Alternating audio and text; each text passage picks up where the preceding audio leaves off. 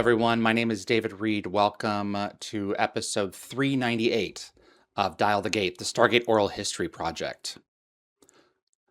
It's 2006, and World of Warcraft is making Blizzard billions. And it's becoming quickly one of the most profitable forms of entertainment, video games. And everyone is looking at each other saying, what IPs do we have that we could adapt? Stargate Worlds, a massively multiplayer online game set in Brad Wright and Robert C. Cooper and Jonathan Glasner's television universe based on that IP. A dozen planets, a story set across those worlds that would have brought back Ra, explained the nature of the Furlings through an enemy called the Stragus. These crystalline creatures that would have brought forward a number of the connections of why crystals are so important in this world, for example. There was so much that they were pulling together for this thing. And then by 2009, it was just gone. The 20th anniversary of that game coming together is this year. I'm still in touch with a few of them, and I would like to be in touch with more of them to share their stories before we start losing some of them to age and other factors. But also, I think the work that they created was so extraordinary that not getting some of these stories out there would be a shame. So we're going to hopefully spend the next few months discussing what could have been with a lot of these designers and find out some stories from the Stargate world that you really didn't know were out there. I already heard in this episode a few stories that I remember and had forgotten. And I hope that you enjoy this conversation that I have with my counterpart, the person who brought me into the project, and my best friend at the project. And that's where I wanted to start. And afterwards, I'll go ahead after the credits and show you my original interview with him from the beginning and when I was working there, because it's been sitting around on YouTube forever and it belongs to me. So we're going to re-release that at the end as kind of a companion piece for our journey together in this episode. Here is Katie Postma and Nick LaMartina from Stargate Worlds. I am privileged to welcome on two people who are very important to me and to everyone's. No one is going to take me seriously. Very important to me and to my development as a person, and just a key chapter of my Stargate life that I've not really talked about. I have with me Katie Postma, who was the first lead community manager on Stargate Worlds, and lead sound designer, Nick LaMartina, who I immediately upon like finding out that I got the gig, was like, okay, where's the sound guy? He's going to be my best friend because that's my passion.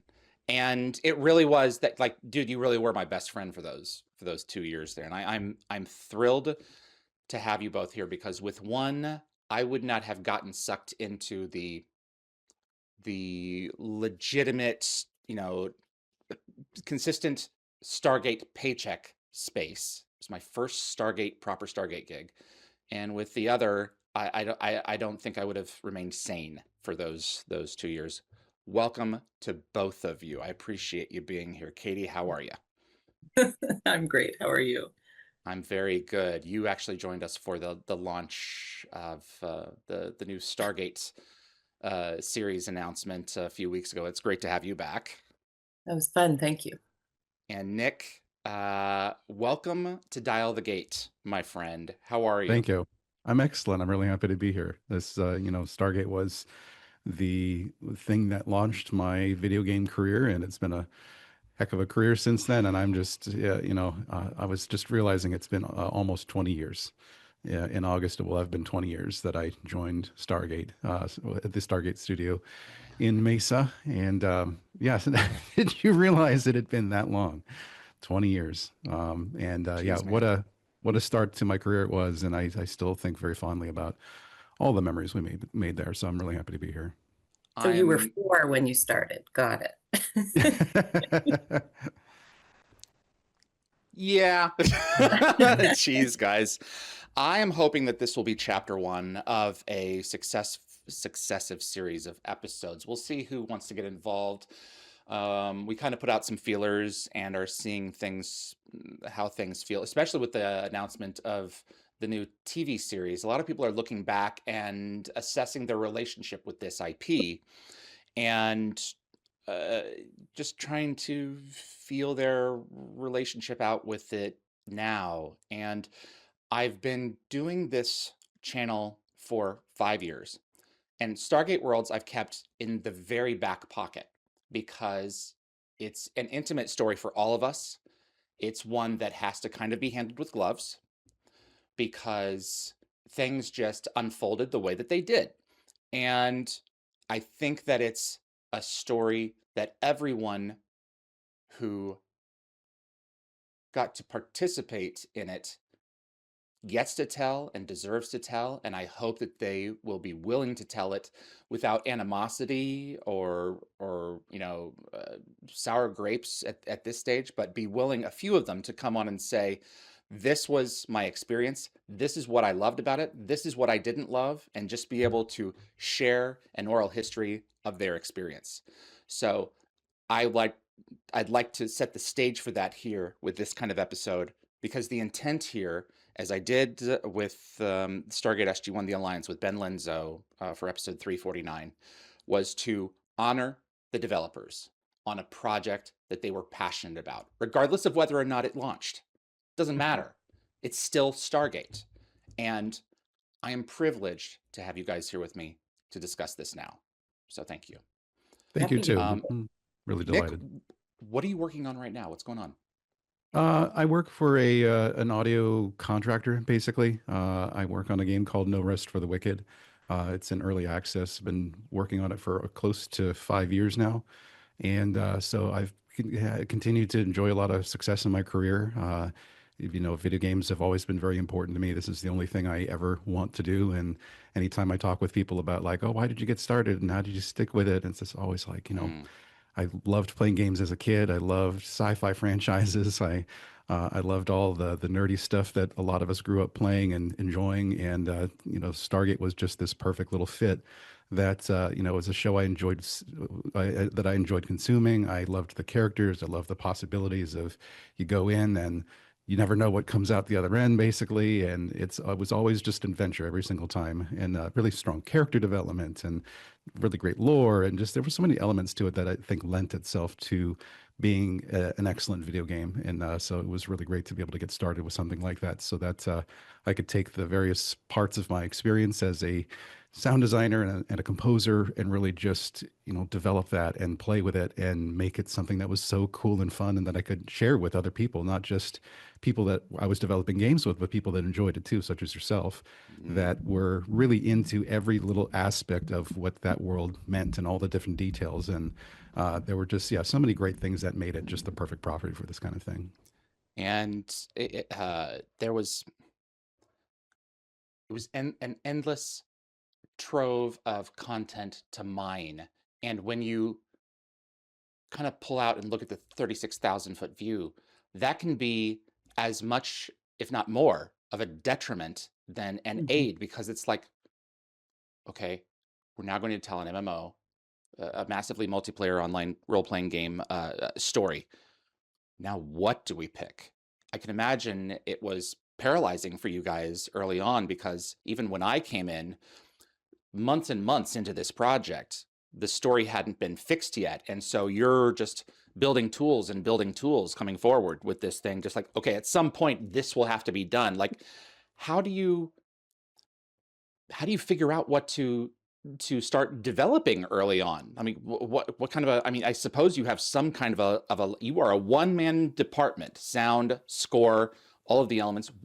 when you first sit down there and it's your first real big gig, I never really asked you this. How did you know what to start with first when you're in there and you finally got all the egg carton things up? Okay, so the room is now sound reflection proof, so that's done.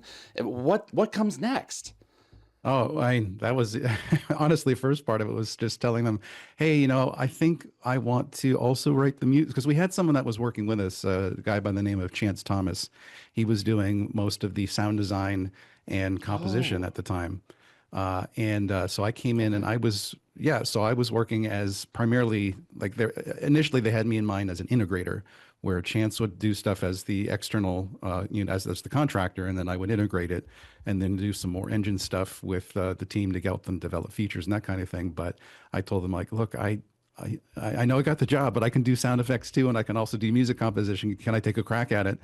So they were more than happy to give me a shot at it. And I think they saw the value in having that content be generated internally, where we could work very closely with the teams, with our writers and our designers, and our engineers. All of those folks together, because sound, it integrates everywhere. It's a part of every piece of the experience. Nothing gets missed. And so, yeah, it was intimidating to get started, because I didn't really know initially, like, hey, we've got this demo that we're making for investors, but other than that, what happens?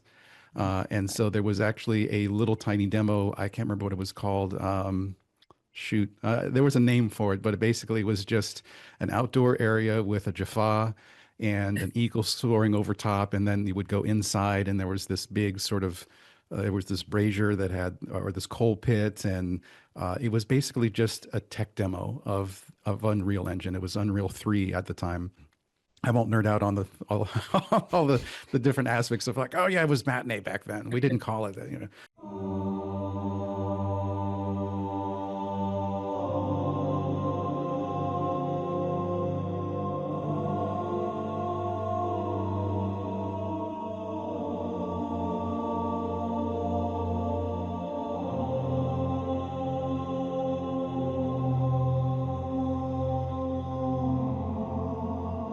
So yeah, we had this tech demo that was basically just a Jaffa standing in a desert area with some music and some sound. And that was what they were showing everybody at the time. So that was my primary task at the time, which was make sound for this. And it was basically just a handful of sound effects. And I added a choir track in the background, because my degree is in music composition theory and vocal performance. So I had a lot of experience with choirs. And so I just decided, okay, well, we'll just add a choir track into there, make that sound kind of cool. And then there was a small video they were preparing at the time too, and it was Alana, I want to say Alana Sabin. Was her, yeah, she was working on it at the time, and I started doing one in parallel to help her out. So that was while we were waiting for some of my software to show up. So I didn't even have I didn't even have the software yet for editing sounds and doing the sound effects and all that other kind of stuff. So I just had a bunch of my own personal software I installed and said, okay, well, let's just get started. We want to get moving. Yeah. So that was sort of like the start of things, which was just, here are a couple of like small little projects that we've got stood up right now. And then once the development started in earnest, where it was determined, like, okay, Castle is going to be the first big one, and we're going to have this animatic here, and then we're going to have this other planet that we'll work on. Like, that direction came later, but when I first showed up, yeah, it was just this little tech demo that we needed sound for, and it was my way of learning the tools and getting them recommendations for how we could get moving. But yeah, it was very, very small and very it was not fleshed out at all. It was just a little demo to start off. Katie, what are you working on at the moment? What's going on in your world? And how did you get your feet wet into Stargate Worlds? What's the story there? So instead of starting with now, I'll start at the start, which was, like you, I was a massive fan of an IP that, so I in a former life was a hospital administrator, and then I had kids and stayed home for 7 years and wasn't expecting much from a second career. I thought I'd just go back to doing what I was doing. And then I found this game Myst, MYST that was big in the in the late 90s and early 2000s, and became a massive fan. I was And obsessed with this game. Obsessed. right. And it was kind of at the dawn of a bunch of things. Like when we first played Myst, we were on, I mean, there wasn't really much internet, but there were chat rooms, that you could dial into. So we would dial into chat rooms and ask for help or just meet other Myst fans. And then Cheyenne had their own chat room. And so I got to know a ton of Myst fans. And then just naturally from that, I started helping and I started moderating forums that sprang up, and was asked to come interview to be the community manager at Ubisoft Montreal, who were publishing the Myst games. And I got there to help with their MMORPG, which was canceled 6 months after I joined. Trust me, I thought for a while was that Uru? I was, yes, Uru. And for a while I thought I was the kiss of death for all things MMORPG. But so then, and Myst 4 was also being made at that time. So I was the CM for all of that. And then Myst 5 came out. And so a couple of years after that ended, Joe Ibarra, who was at Ubisoft Montreal, had gone down to love Joe, had gone down to Cheyenne in the meantime, like kind of, when a few things were ending at Ubisoft. And so, yeah, called and said, let me know when you're finished with wrapping up Myst 5, which was kind of like the final Myst game in the series. And I was doing some work on Prince of Persia, and they wanted me to work on Far Cry, and it was kind of getting further and further out of the type of game I enjoyed. So when he said he wanted a CM for an MMORPG, I was like, yeah, sign me up. So I had seen the Stargate film, which was one of my favorite films of all time, like up with, the Star Wars movies, the Star Trek movie. I thought that film was so great because it was just so unique in what it, like, even though the film itself was limited in scope, the potential was limitless. And I saw that in the film, and at the time they were talking about a sequel, which didn't get made, but I was just excited about the IP in general. I had only seen a couple of episodes of the show, and Joe immediately sent me as many of the seasons as were out at the time of the show. So I started watching. Even before I started my first day, I had probably seen the first 2 seasons like in order. So, and I find when you binge watch, you get such a different sense of things than when you're waiting week to week and little details get lost. So there were so many callbacks and inside jokes and just, tongue-in-cheek moments that I adored. I adored every character. I couldn't name a favorite at the time. I just loved everyone in it.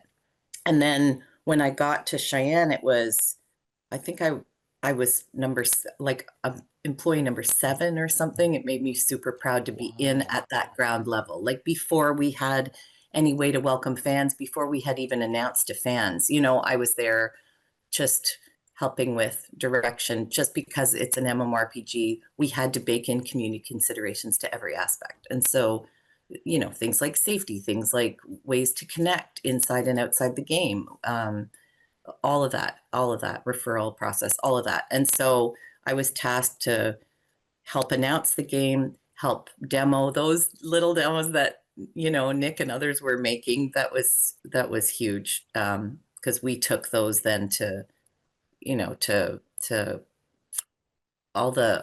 I'm trying to think of the ones at the time because they've all changed, but like E3 and PAX and AGDC and GDC and all those places. So yeah, and after I left Cheyenne and when you took over, and then we swapped again, I ended up coming back for a really brief time, but like I'm both really thrilled that that I sucked you in, as you say, but I'm also like, I feel like I kind of just threw you to the wolves and left too. So that's not how I feel about it, and we'll talk about that in a little but bit. I wish we had worked together more. Like we didn't overlap very much. And I really wish. But after Cheyenne, we ended up working, a lot together. Like I would see you out and about at Comic-Con and at E3 and stuff. And those were the good days for me because I got to reconnect with people that, I ended up working with a lot of people that worked on Stargate with us. But and now I'm still doing the same thing. I've worked for a lot of bigger companies like that make AAA games, but I recently, in probably the past 10 years or so, have been working with indie teams, a lot of different indie teams on indie games. So right now I'm working with Scavengers in Montreal primarily. And they're working on a game in early access right now. It's not even in open beta yet. It's really super duper invite only early access, Nick, but it's called Saltation. So if anybody wants to look up Saltation, we'd love to have you come check it out. Okay. Nick, I kind of glossed over because I started at current and worked our way backwards. How you were brought in? You were brought in as under what title exactly, and how aware were you of the IP beforehand? And can you get into that a little bit more in terms of connecting and getting involved with Cheyenne? Sure. It was well, I was brought in as I was just sound designer. Okay. I was later promoted to senior sound designer after some arm twisting. But at the time, I was running my own small studio in Idaho with my wife at the time, and Oh uh, yeah, I yeah, I remember was. that. Yeah, it was just this small studio that it was pretty revolutionary at the time because we didn't really have mobile digital recording. It was not very available at the time, and I had this idea like, oh, what if I took a rack mounted server, stuck a an audio device in it, and dragged it around Idaho, recording choirs, high schools and colleges and bands and stuff, and that sustained our family for a couple of years. And it was really nice to be able to work with audio and enjoy that. But I was also feeling like I want to work on my own content too, because I was an artist.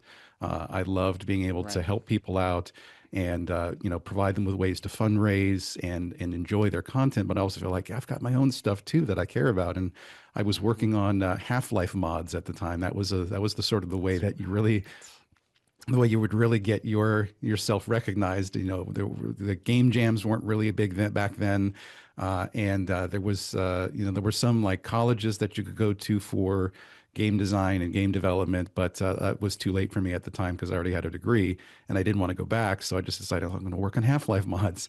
And while I was doing that, Liz was looking at ways to send our content out to other people and look for look for job listings and stuff. And she found this company in Arizona that was making a Stargate MMO, and we're just sort of discussed it, like I like Stargate, like we've watched this before, and this is kind of interesting. And they didn't. But the interesting part was that they did not specifically mention they were looking for a sound designer. It was just like it's in early phases. They're fundraising and they're starting to get the studio stood up. And we thought, like, why the hell not? I'll just send a demo. I've got some content. I'll just send it to them. And it was just one of those like right place, right time kind of moments because they had just started looking for one. They hadn't even put a job listing up yet. They had just started looking for one. And so my demo landed on their desk at just the right time. And they got in a conversation with me and one other person that actually I still am in contact with, Mike Heinen, and Mm. he and I have crossed paths multiple times since then. But it turned out I was the one that got the job, and yeah, they flew me down to Arizona. We talked about Stargate. We talked about being from Idaho and the Utah area, that we had a lot in common. And so it was just, yeah, that's basically how it got started. I just sent them the material at the absolute perfect time when they were just starting to think about audio, and they needed somebody. So I was able to fulfill that role. And yeah, I got started almost immediately out of it. But yeah, as far as like how much I knew about Stargate beforehand, it was a show that Liz and I would watch sometimes. And like I said, I loved all of the possibilities of it. Like I'd seen the movie when I was a kid. I loved the soundtrack by David Arnold. I just loved all of the motifs and the, you know, like the really obvious like themes that represented all the various characters and the way it would develop. And I'd also developed an appreciation for his soundtrack a little bit when I was listening to it was Independence Day. He wrote Yes. the soundtrack of that also, and I just Good had a piece of real music. appreciation for his talent. And so that's how I would usually get drawn into movies and TV shows, was just based on like how cool is the soundtrack. And I just love the sort of motif driven characters and cultures and stuff. And so yeah, Stargate was something that that I enjoyed. I wasn't like fanatical about it, but it was still something that, you know, it was up there with Star Wars and Star Trek for me, which was, you know, here's this ensemble of characters. They're going to all these strange new places, and they've got really interesting stuff that they're taking a look at. And it was sort of like, you know, enjoying the cultures of other planets and stuff. And everything was unique and different each time. Like every time it's just a new adventure. And I just loved that about it. So it was thankfully something that I was into by the time I talked with them, and I was able to share that passion with them. And we just really clicked. And you know, when I talked with Dan Elgren, especially, he and I got along really well. And it just felt like just the right click, you know, between all of us. I know they were looking for someone that was, I think, probably a little younger and a little not green, but like certainly someone that was really excited about the possibilities of the world. And I definitely was that at, I think I was 24 at the time. And you know, so it's not fresh out of college, but at the same time, like I still had that feeling of like the world is just full of possibilities, and Stargate was just that at that time for me too. So it was just a perfect fit. I You still have that was new dev smell. Yes. I David, you were was a baby. Oh my gosh. I was 23. I'm like 9 months younger than Nick. I was a DJ in a music station in Southern Illinois, Mm. and finishing my last months of college with a major in radio, television, and a minor in journalism. Not knowing what I was going to do next, but I didn't want to do another 6 years in this little country radio station. And I had just gone a few months before up to Chicago. Creation Entertainment had a Stargate convention up there. And I met this lovely lead community manager at this Stargate video game who gave me this. Oh, I remember And, that. and she was like, yeah, don't, so this is what we're working on right now. You can say this about it. You can't say this about it. I'm like, oh, yes, this is very, oh my God. So on the inside, that was my inside, but on the outside was, yeah, that's really awesome. Some You were level of the that. only one that got one. You were the only one. Really? Hmm. Wow. I mean, Well, in that moment. I got a few more. So No, since then, we had them to give away, and I wasn't supposed to do it then, but I gave see. you one because yeah, trust me, I recognized what you were to the community then, and just in general, right? Yeah, I mean, we can talk about it, but when I saw you there, it wasn't your knowledge of Stargate, it wasn't your radio voice, it wasn't that, it was the way you engaged with the people around you, not the start. Like you would literally be sitting beside, you know, Don Davis, and it wasn't how you were like, oh, hey, Don, and you were just interacting with all the fans that were at the convention, and I just felt immediate kinship to you, recognizing, yeah, like just I recognized in you that you wanted the best for everyone around you. And to me, community management is it espouses the things that we hold dear about Stargate itself, which is the needs of the many outweigh the needs of the one. You know, you go, I go, that kind of thing. Like you, right? What is it? You go, we go, that kind of mentality. Yeah. Where, you know, they would never leave This is why I stopped watching Universe. We don't leave a man we don't leave a man behind. Right. Yeah. This is why I stopped Right. watching Universe, because they literally used the leave a man behind element to get rid of a problem child. And I was like, nope, that's not, that would never Okay. happen in my Stargate. I alluded to that during the last interview. But anyway, so I saw that in you. You were just people that you had only met maybe online. You were just instant kinship. And I was like, oh, I have to talk to this person about like. Had you decided you were moving on at that point? No. Not then. No. Okay. Yeah. Maybe. I don't think so. Because December comes along. I'm pretty sure it's December. And I'm sitting there on AOL at work, and 6 months later, I think. And it was, we were just casually talking, and then I think light bulb went off in your head, and all of a sudden, I've got it saved somewhere. It says OMG exclamation mark. Do you want a job? Question mark exclamation mark. And I'm thinking to myself, sure. What do you? And before the end of that night, I remember calling home and saying, I think I'm gonna apply for this thing in Arizona. And I graduated just a few weeks later, and it wasn't, I don't know if it was, it had to have been December. I guess it was January when I was flown up or over. And January I sat down is with when Dan. I started. Yeah. Right. And then Joe and Jim something downstairs. I forget his name. One of the original guys who were brought on board. Oh, yeah. Jim Brown. That's it. And within like 3 or 4 days of coming back after falling in love with everybody, I got it. And February 3rd or 4th, I was out there and ready to rock and roll. My parents had no idea what to think. Their only kid, and it's like, man, well, he's 2 days away now. Yeah, that's it. And it was just a whirlwind after that. I didn't have any idea what I was in for. And I had some preconceived notions about what I was doing there.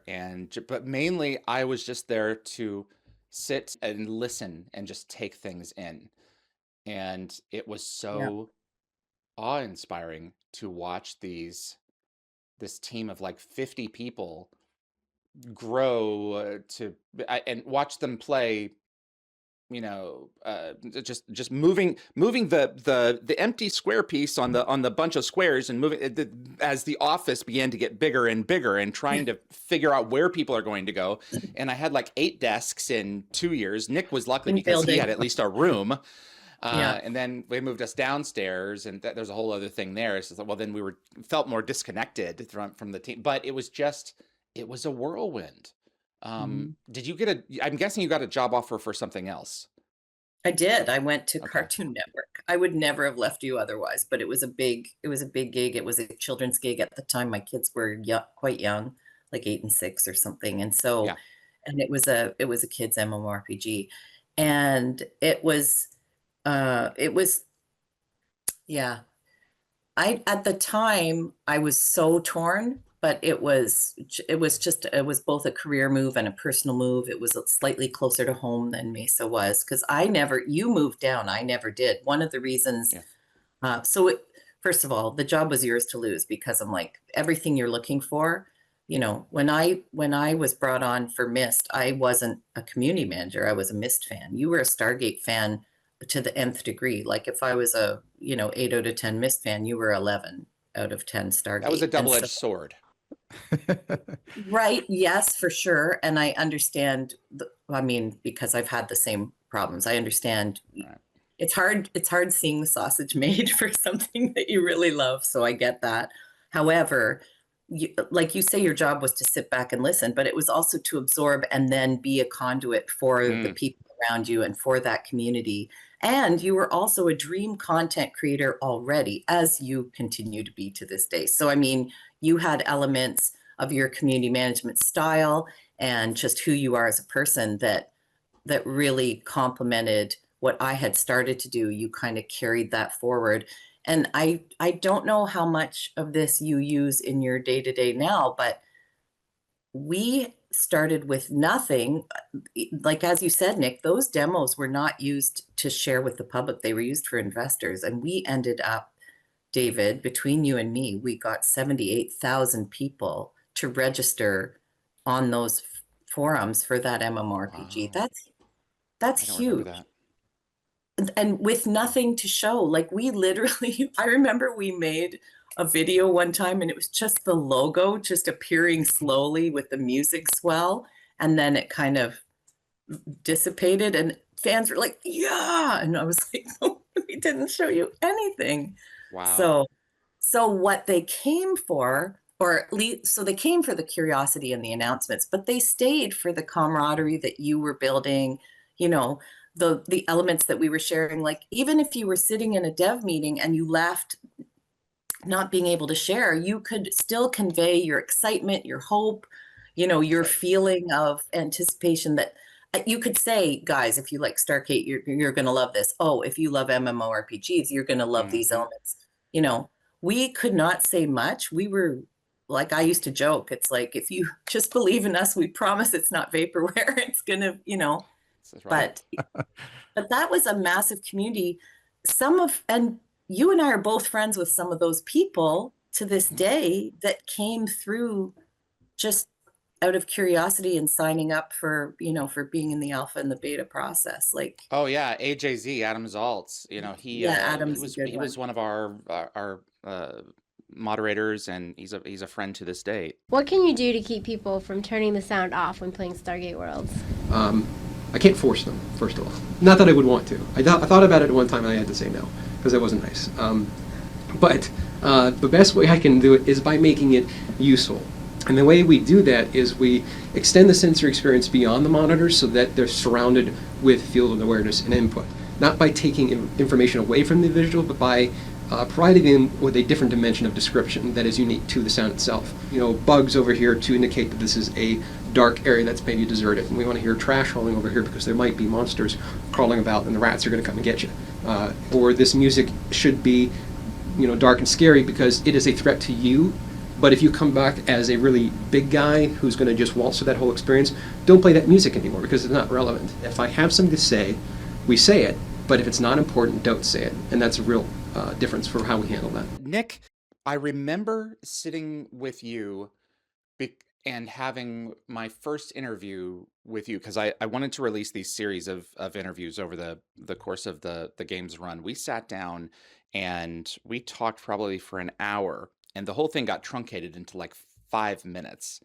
But one of the quotes that I remember you saying, you know, is that you wanted to compose, you wanted to sit down, you create stuff, and then you get this gig, and I'll never forget this. Says, I have all the composition work I could possibly want. Yeah, Um, yeah. what was it like trying to find the tone for this thing? You've got David Arnold, you've got Joel Goldsmith doing this series. Was there an intimidation there to kind of make your own sound? I know that you don't get intimidated much because there's just like, once you have something, it's like, I'm going to go for this. Like, how did you Yeah. feel around the tone of this, whatever this was going to be? Oh man, there was an intimidation that actually occurred. I, Wow. I don't know if I ever even told you this story, but I laugh now. I can laugh about it now. At the time, I was utterly mortified. But basically, what happened was I was getting ready to start doing some more composition for the title theme in particular, because my feeling was, you know, like, we are not the Stargate movie game. We are not the Stargate SG-1 game. We are Stargate Worlds. And so our content, our themes, our art must stand on its own as a separate pillar of the Stargate franchise. That's it. And so I wanted to create something that was unique. I didn't want it to be the SG-1 theme because it was Stargate Worlds. It wasn't SG-1, you know, online. It was Stargate Worlds. And so I started writing it. And I realized, like, you know, you've got resources available. Maybe if you contact Joel Goldsmith or David Arnold or something, and just, you know, maybe ask them a little bit about their process and start a conversation about what went into that. And they might be good collaborators. You never know. And so I found Joel Goldsmith's email address, and I emailed him and I said, hey, you know, like, I'm the composer for Stargate Worlds. I just wanted to know, tell me a little bit about, the themes you've written and what have you enjoyed about it? What do you feel is strongest about it? Like, what are some ways that you convey certain characters or, themes about cultures? And it was just an invitation to have a conversation. And I didn't hear anything from him for a while. And then suddenly I got this email. It was about a month later from him, and he was livid. He said, the thing I remember in particular, he said was, "It sounds like you want the Joel Goldsmith sound, but you don't want to pay for it." And so he was very, very upset with me that I had contacted him about this. Yeah. And he actually went to Wright and Cooper. And then No. Dan came to Yeah, I me remember this. weeks later and said, "I got a red flag email from them. Can you explain to me what's going on?" And I was like, "Look, all I did was just email them and ask, like, hey, can you tell me a little bit about your composition process? Because I'm curious." And thankfully, I was not in trouble over this. And they stood in front of me and said, like, "No, like, we don't want Joel writing this. We want our guy taking care of this." And, the situation did just go away eventually. But I was just utterly mortified that all I had done was just try to start a conversation with this guy because I admired his work, and he was just really upset because he felt like I was trying to take something away from him. So we did not end up collaborating. We didn't have any conversations after that. And I made sure to not send any emails on anyone's behalf anymore. And that was a big life lesson with regard to how you communicate with people. And, sometimes you just have to go through others, even if it feels like it's a good intention, kind of like, welcome, like, hey, I want to participate in this process with you. It doesn't always come across that way. So yeah, there was, that was a big sort of trip at the beginning, what do they call it? A foot shoot, or sorry, shooting yourself in the foot early on. But thankfully they didn't take it away from me after that incident, because it would have been really disappointing. That's not a good life lesson at all. I think you should always reach out. You should look at Judd Apatow, for goodness sake, reach out to people. The worst they can do is, I used to think the worst they could do would be to say no, but the worst they can do is to write to Brad and throw you under the bus. But that's too bad, because I think part of it is that no one knew what this was, right? Like, I remember distinctly Chris Judge early on understood everything, like right away. He was really into it. And I was out, I hate name dropping, I'm so sorry, but Mike Shanks and I were out in the smoking area. I won't say why we were out there at Comic-Con. And he's like, "Can you please just explain exactly what this is?" Because MMORPGs were brand spanking new. Like, they were, within five, like there was UO and there was EQ, but there wasn't tons of MMORPGs. There was World of Warcraft, I think Burning Crusade was just WoW coming had out. just started. Yeah, WoW started in 4. And so, I mean, late 4, but you had, so no clue. And if they weren't gamers, I mean, famously, Momoa didn't even have a smartphone or a computer until he was, 90 years old or something. Like, when I met him at that same one I met you at, David, no, maybe it was another one later, but one of those, he just didn't. He was completely offline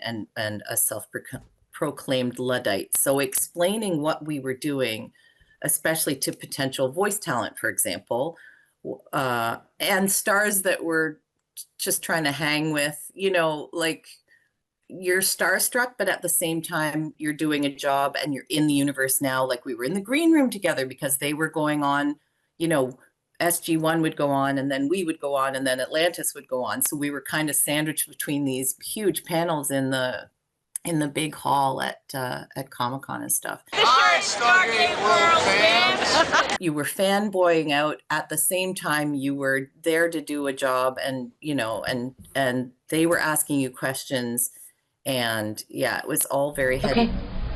Welcome to Comic-Con. Okay, that's all I'm doing. Gotta say hi to the IRC guys. Wait. Is it on? Yeah. Are you looking at this thing? Hello, IRC people. But I do remember trying to explain what we were doing. So I imagine you had a little bit of that splashback, Nick, as well, where, like, who is this and what is he doing? And yes, there were video game composers back in the day, but not now. We know what that entails, and now it's, it's on par in my mind and in most people's hearts with what movies and television composers do. But back then, I think there was a lot of just unknown around what we were doing. That you must have had that too, David, where you had to kind of explain what this was. Sure, but I want to clarify, and I do remember Nick's story now, having reheard it again. I got to know Joel better after I had left the project, and what I had come to find out was he was a video game composer. His video game music is actually, in some cases, more well known than his film and television work. And what we arrived at in terms of the conversations between us were he really wanted to compose the music for Stargate Worlds. Like this wasn't a film and television composer who was like, who is this rat? Get him off my shoe. He saw Nick as someone who had taken a job that was, in his opinion, his to lose. That he really would have wanted this thing and would have taken it with bells on. And Nick reached out to him saying, look, I not knowing any of this, I'm the one that's tasked to do this. I'm an admirer of your work. Can we start a dialogue? And Joel took it too far. And it's too bad, because I know that was not his intent. Wasn't to skewer Nick, because the whole thing was just the whole thing was just handled poorly. His heart was hurting about the project in general then. Right, and not, exactly. And not being wanted on it. Oh, exactly. Yeah. Is he still alive, by the way? No, we lost him. Okay. We lost him over 10 years ago at this point. I thought so. Okay. Yeah. And I'm producing something God in his bless him. memory right now that finally got some traction behind the scenes that I'm really excited about. Oh, good. But, that makes sense then. The reaction, thank you for the context, because that does make sense. I wish that it had been known, because at the very least, Stargate Worlds could have said in some kind of a way to Joel, look, we're really interested in cultivating some brand new talent here. We found this kid. We believe in him. Would you be interested in having a conversation with him? And that's really, like, in hindsight, that would have been better off coming from Dan to send to Joel and say, hey, we've got this guy. We really believe in him. We love your work. Maybe you can consult with us for a little while or something. Extend an olive branch, because that's really what he was. Right, or something, or give him. I'm sorry, Nick, but give him the theme. Collaborate with him on the theme. I personally think that would have been really cool. So good, but yeah. But thank you for that beautiful segue, by the way. Nick had written this, and please God, I pray that you still have all of these elements. Nick had created this theme for the game. He wasn't thrilled with it. He liked it, and then, and correct me in the pieces where I'm wrong, Nick. Fact check me in the modern day parlance. The second trailer came out. I think it was the second or the first full trailer. And Nick composed this battle-ready piece of music with these brass horns that just shot through the roof, and then crescendoed with choir. And I was like, I heard it, and then I went to him and I said, "This is your theme. This is the theme for this thing." That's accurate. Yeah. Wow. I had written there was a theme that I had written in, it was about 2.5 minutes long, and it had, it had the motifs that were associated with the different teams and then played through them, and then it ended on this nice little, crescendo at the end, and it felt very gamey, I guess, or almost TV like. Like it was just supposed to be like, here's the Stargate Worlds theme.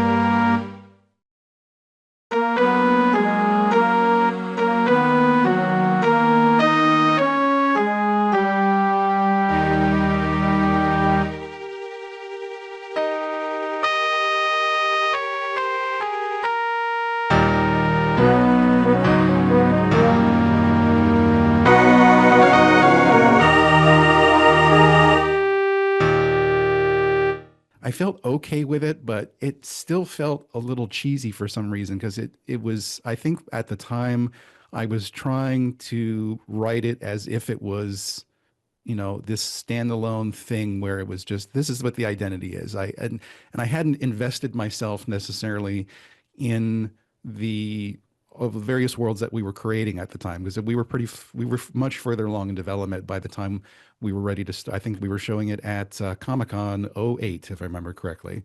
Yes. And I remember that for Along a with very Continuum. specific reason. Yeah, yeah, that was a big time. Oh my And so I had written it just to make it sound like it was a show, but that's, I think, what was missing, is that it was lacking an investment in what we had done already. And so when I started writing the theme for the second trailer, so Dan was very gracious and allowed me to just sort of play with this, because there were a lot of things to do at the time. We had a lot of features we were creating, a lot of content we were trying to create, but I felt like, this trailer is going to be something important and special. I want to pay special attention to it. And so this is when I was learning how to use the editor, so that I could I could like put a camera in the scene and then pan it off to the one side, or zoom in, and like all these like very basic things that now it's like we take for granted, but at the time it's the like, in-engine stuff. yeah, Yeah. like here's Agnos, and I'm going to just pan across here and just look at the majesty and wonder of all these various artifacts and and these spaces that we'd been creating. And that's when in my head I started hearing this. It was the feeling of someone running through scenery, and it had this this very, very quick bass line, and the horns that were punctuating every time a new scene would come up. And that was the first time I really sort of indulged in like, okay, what is our game about? What is our identity? And all I wanted to do was just convey that. I wanted people to feel excited. I wanted them to see what made it special. And I didn't know at the time that I was writing the theme for the title. And that wasn't until that, David actually sat down with me and we looked at it together, and I looked at it with Dan, and then we said like, wow, I think this is it. Like it doesn't feel like the TV show. It doesn't feel like the movie. It feels like something new. And that's really what we were going for. And that's what we needed at the time.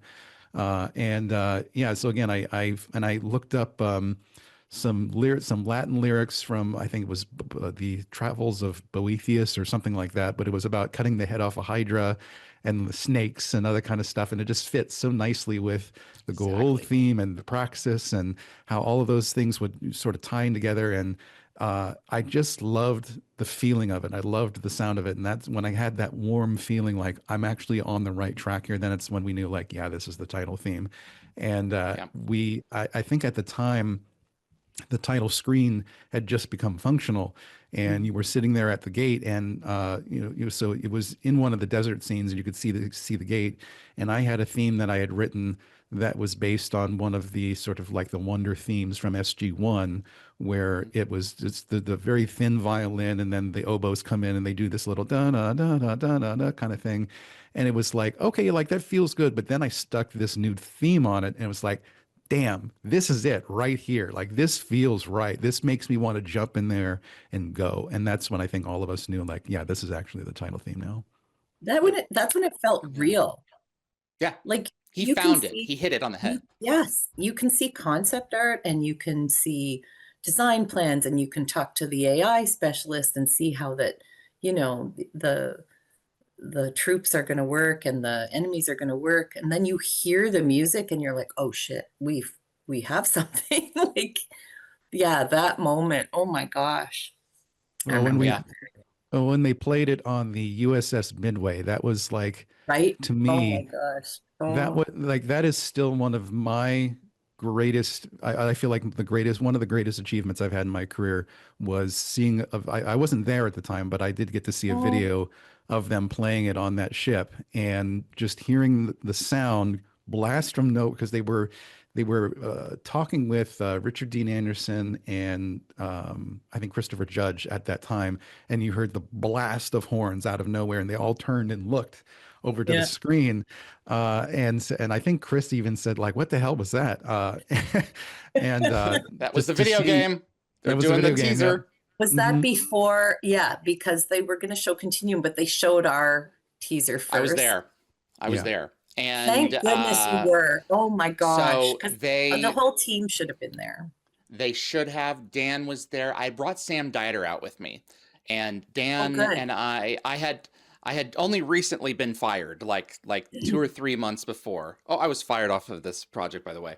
But I'll get into that a little bit later. And Dan had walked by Sam, and Sam was sitting in the press box. And Dan's like, "What are you doing?" He's like, "I'm with David." He's like, "David Reed?" He's like, "Yeah." He's like, "Oh, okay." So it was it was a weird night for me, seeing my friends, still working on this thing, and me now working directly with 20th Century Fox. And having that pain point so fresh. It was and I'll get to that later. And Nick's music comes on. And the first thing I'm thinking is because this is the first piece of music that we're hearing out of these speakers, this is way, way too loud. That's the first thing that I'm saying. They need to turn this thing down, and they never did. And the second thing that I did was I turned around and I watched everyone, and they were gripped by this thing. So good. It sucked them in, completely sucked them in. And I was like, this thing's gonna kick ass. And I was always your biggest fan, Nick. It's just this. I knew what you wanted to do. I knew how synesthesia or not, how talented you and your twin brother were, and it was just a matter of winding you up and letting you go. So yeah, definitely. Yeah, we had many different moments when you would come into my office and we would discuss the music and listen to it together. And that's actually when I first realized, like, this guy's really valuable, because I was composing a piece of music. I can't remember what planet it was for, but you listened to it and you said, "Oh, is that Threads?" I was like, what the hell is he talking about? And like, you had just named the episode that I had drawn it from out of thin air. It's like, oh, he's going to be really useful and a pain in the ass at the same time. Oh, yeah. This way. This is why. This is why. I just knew. Well, that's the thing.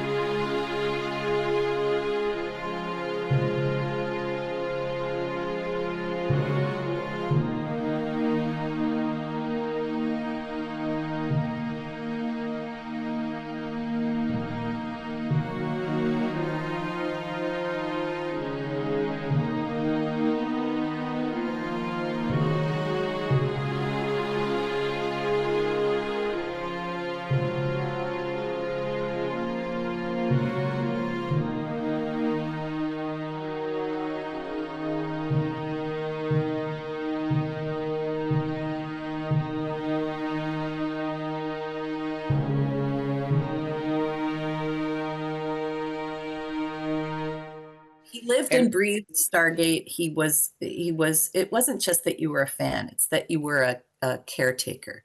Yeah. Well, let me just burst the bubble. Okay.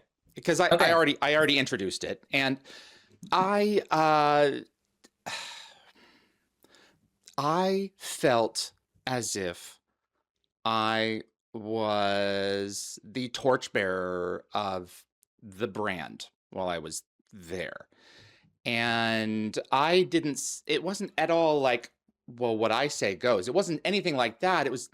I felt very protective of Brad and Rob's idea of what this thing was. And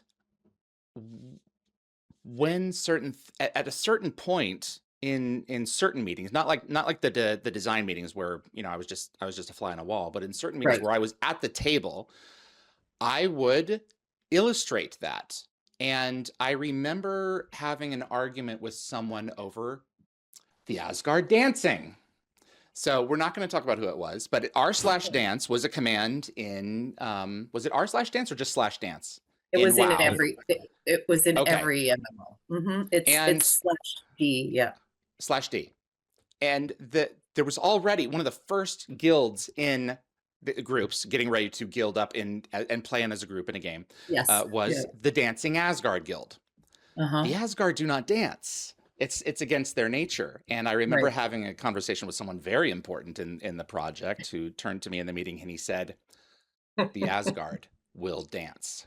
And I said, okay, look, you guys are going out of your way to create something authentic to this world. You make the characters do something. You've just stripped the game of its authenticity by taking them out of character.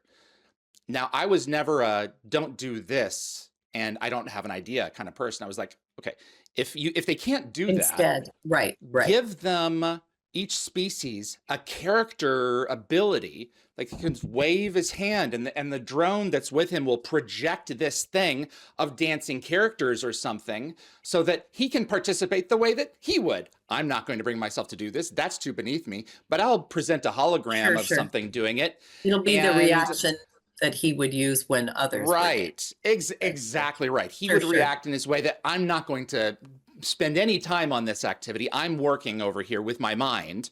But I just remember thinking at that time in that meeting, I had crossed the Rubicon and I never really had a great working relationship with this person to begin with.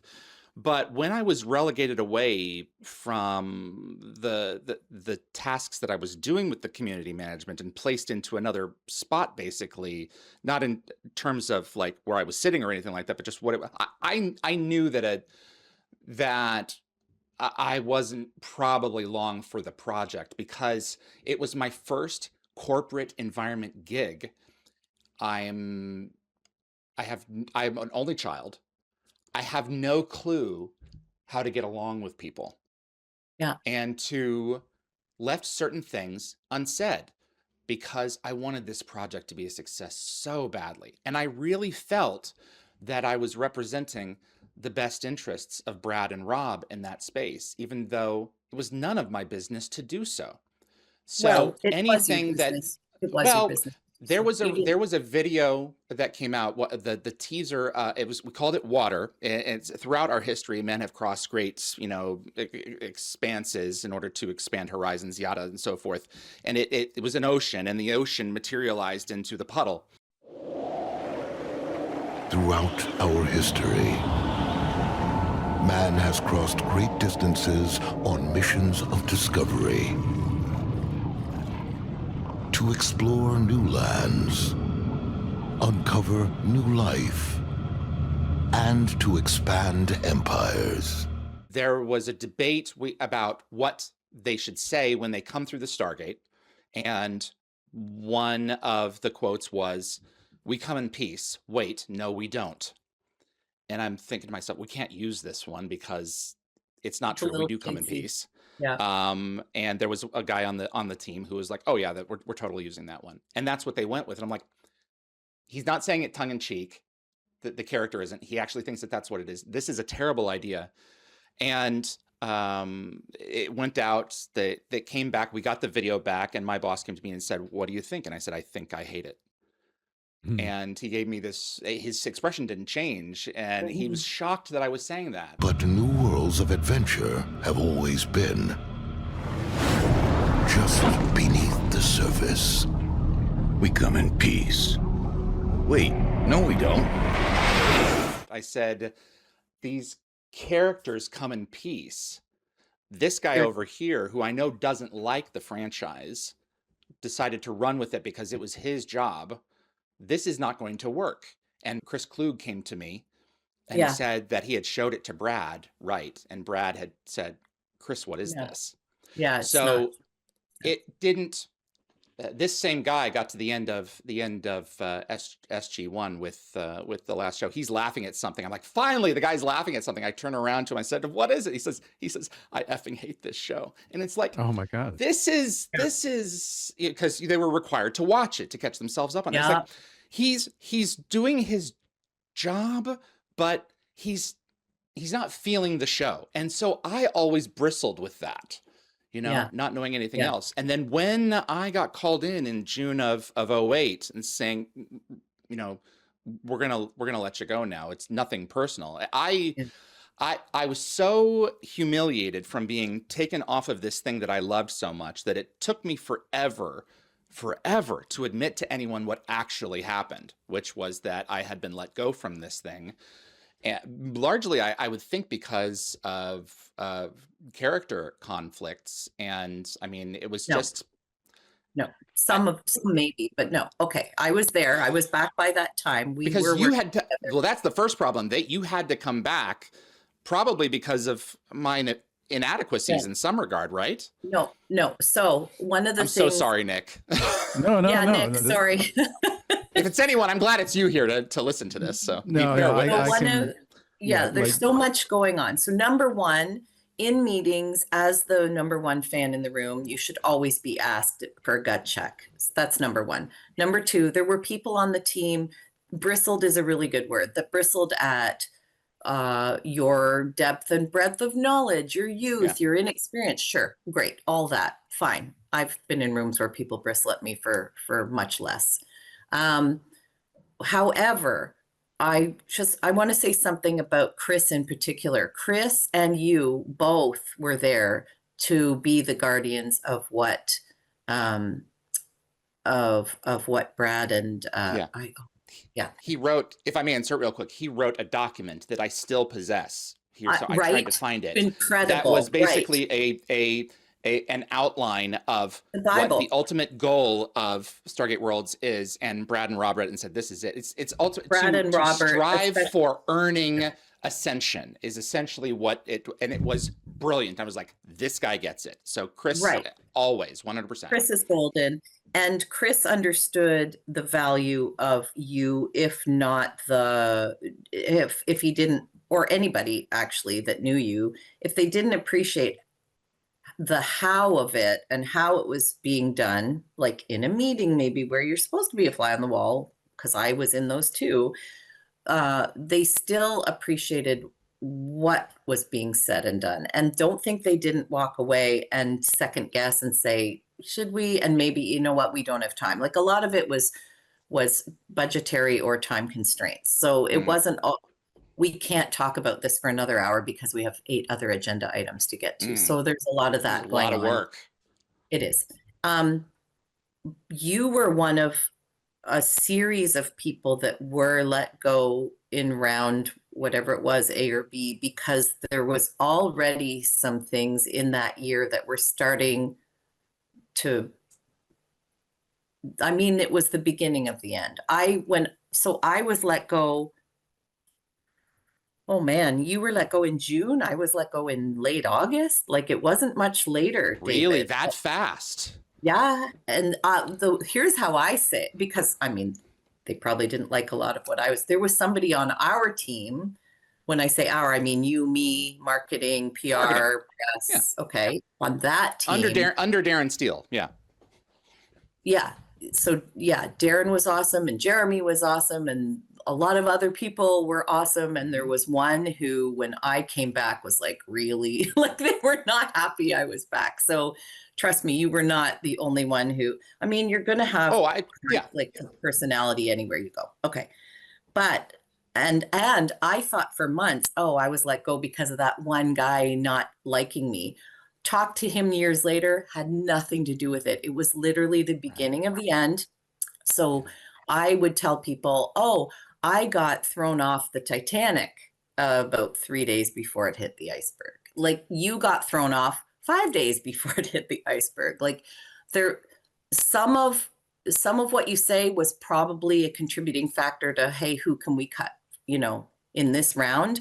But it wasn't, I have to tell you, it was not what you think. It was not all personality. It wasn't all that kind of stuff. It was mostly, we need to start jettisoning, because the ship's starting to, well, and I was even told in August when I was let go, if things change, we can consider bringing you back, even bringing other community members back. Yeah, after you were gone, they reached out to me. They reached out to me, and I went back in there and interviewed again. Did you do?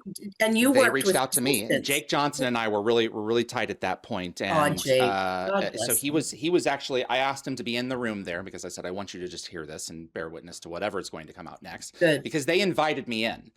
And I wasn't going to go and get on my hands and knees and beg for this back. No. And I sat at the head of the table in that thing, literally and figuratively. And I was like, okay, where are you guys at right now? What do you need? And I said what I was willing to do and what needed to be done. And it was clear at that point that it was no longer going to fit. Like, they had moved into a space where they were Nick,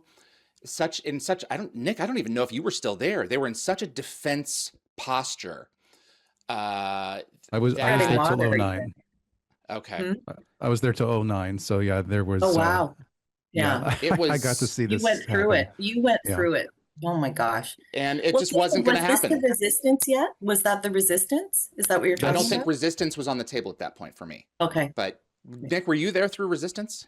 No, I left right before Resistance got started, and I think I don't want to say like I was a linchpin, but I was the sound guy. So like after I left, it's like we've got to work with the content we have rather than what we think we're going to make. And I think that's part of, I think when I left, that was one of those moments that they had to really figure out like, what the hell are we going to do at this point? Because like they weren't paying me, they weren't paying anybody. And we just had to find our alternatives. Yeah. So for people that don't know the story, I think everybody can look it up and it's public knowledge, but there was some mishandling of funds. And so, because they had to go through, I think, didn't they go through not bankruptcy, but what is it called? And so there were things like, but there were things like office chairs and computers that had to be claimed to kind of pay some of that stuff down. But there were game elements itself. I think because it was a newer time for video games, I think whether it was government or whatever agency that was working on behalf of the state they didn't really see the actual content, the digital content, the music and the visuals and all that stuff as something saleable. So they ended up giving that to Resistance folks. It's my understanding.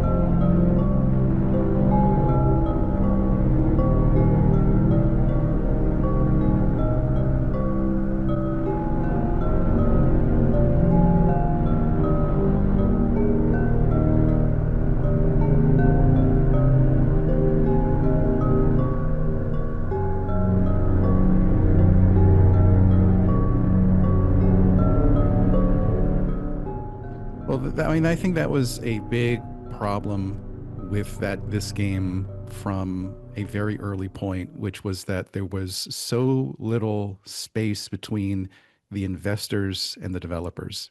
You know, as a startup, I think part of that is inevitable, but we were trying to make a game we thought would be fun to play, and they were trying to create a business that would be profitable for a lot of the folks, you know, for a lot of the people that a money-making machine. And, you know, for me, the big moment that I realized that we were in trouble was when we had Frankie Muniz driving an F2 car with our logo on it. And I was like, this is going down the drain pretty quick here. It's not.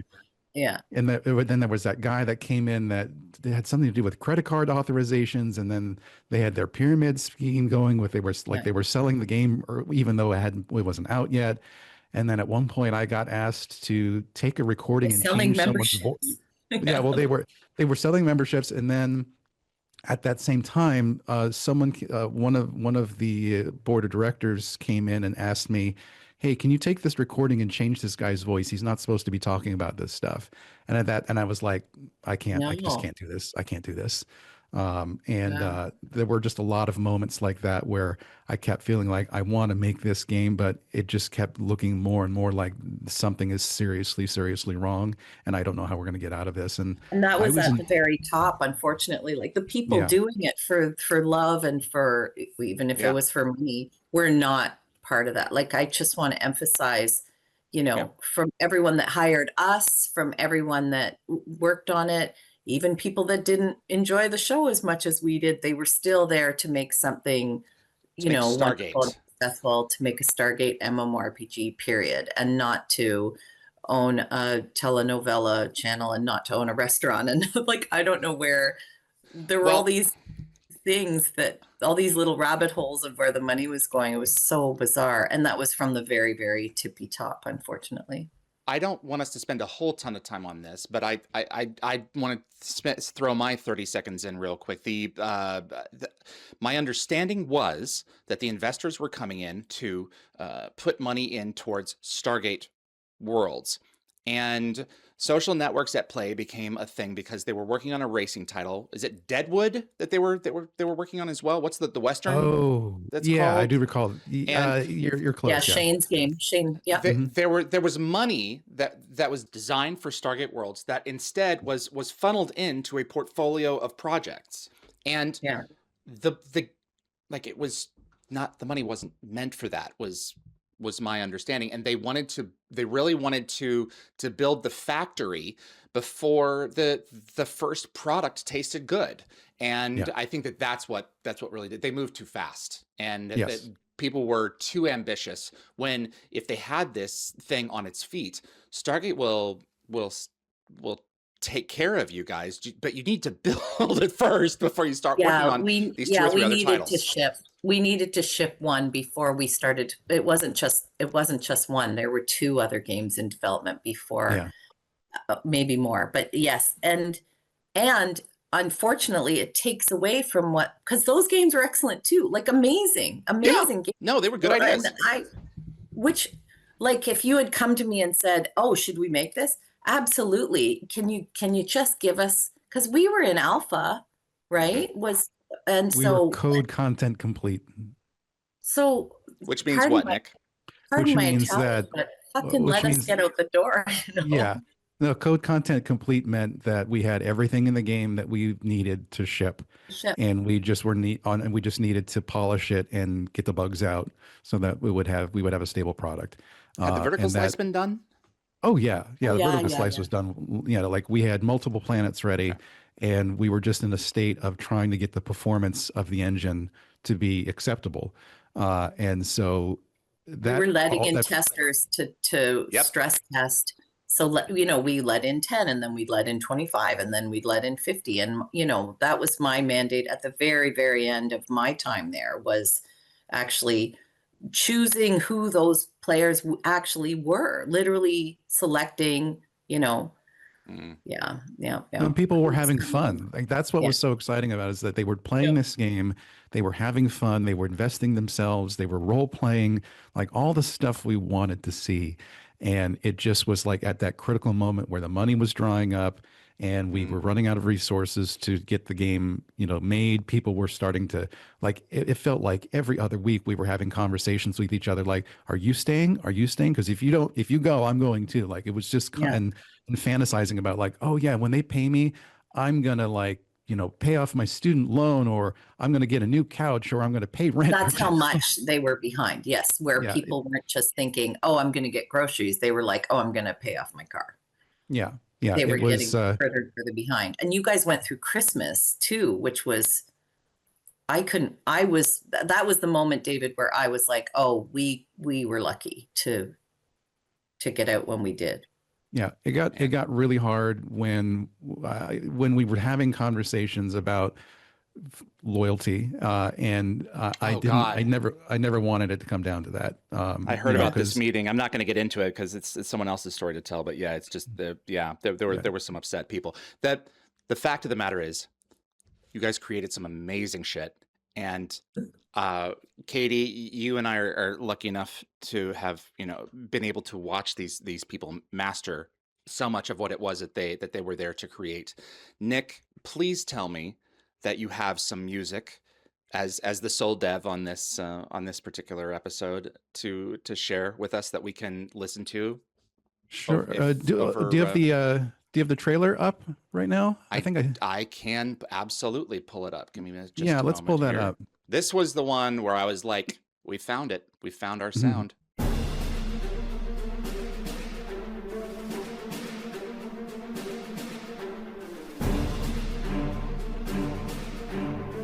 Yeah, I just loved playing with these shots here. Did you pull these together? Yes.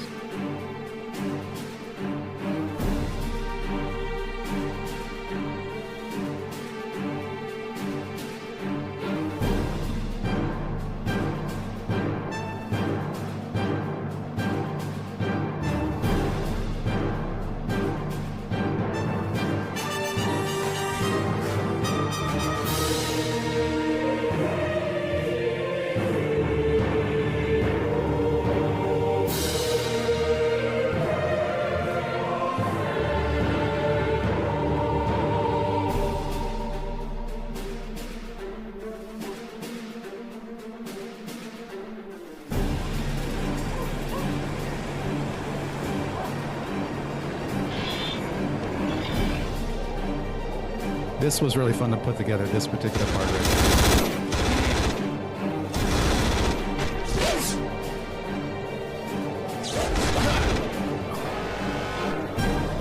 That was my voice.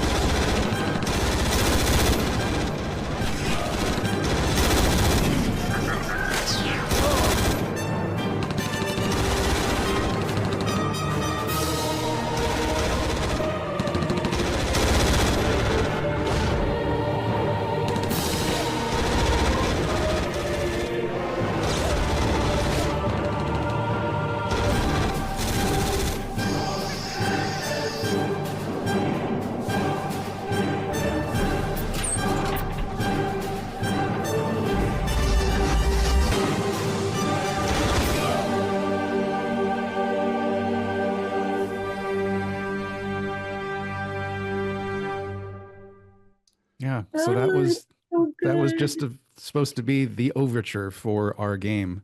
So something I liked to do that was pretty rare back then and is still kind of rare is I wrote from a manuscript. I didn't use a piano roll. I didn't write directly in the digital audio workstation like I had the engraver. I had my bars, I had my clefs and all the little notes. And so that was an unusual way to write back then. I had my degree in music composition. So I wanted to like put everything together and get the voice leading right and just stack those chords so that they would really pop, and didn't use any. So like it was all orchestral samples from a, what was the library? It was East West or something orchestra, East West Orchestra. But the technology at the time was just amazing. Like now it feels dated when I listen to it, but I still enjoy like the feelings I get from like, oh wow, like that's that feeling that I was trying to create to get people excited when they saw that trailer. Like I want to play this game, and I feel like that's after going through certain iterations and getting feedback from people, like that really just was hit. But I'll never forget hearing that played on the USS Midway. That was just so cool. Like the composition process was really so. Like we had a lot of different themes with different worlds. And you mentioned Chris Klug, like he was really heavily involved in that. We would actually have different designers come in to my office, and we would just discuss their world, and we would talk about, well, what does that sound like, and like what kind of music are you looking for, and how fast do you think it's going to be, and we would just brainstorm, and then I would compose a bunch of stuff, write a little motif for it or a 1 minute theme, and then the next designer would come in, and we would talk about their world or their quest or whatever it might be. And then we just had this iterative process of just going back and forth. But Chris was always there, like just always trying to get the best out of me. I was really intimidated by him for a long time, as I felt like, oh, I'm not like, I can't do anything other than spectacular work for this guy, because he's just so into what he's doing. He is just such a high mark for what good enough is. There were multiple times when he gave me some really difficult feedback where I felt like, I can't do this. Like, oh, I Chris remember, did not mince words. No, he didn't. Not at all. And he even expressed his disappointment a couple times. Like, this just doesn't sound what I think it should sound like. I remember one time he said, like, I thought I was giving you an opportunity here, and I'm not hearing what I was expecting, and I was just crushed. But after getting to know him a little bit better and understanding, like, and that's why he's also a wonderful educator, is that he gets the best out of people. He knows how to ask people for more so that they can reach their potential. And that's really what was happening in those moments where we would have difficult conversations occasionally about the music I had written. And I remember writing music for Agnos. There was, he said, like, I want this, it's too straight. I want this to feel sexier. It's like, how do I make Agnos sound sexy? Like, right. Well, they wanted to hire Mel Harris to be the Agnos AI, because it was an ancient world. It was a giant Atlantis.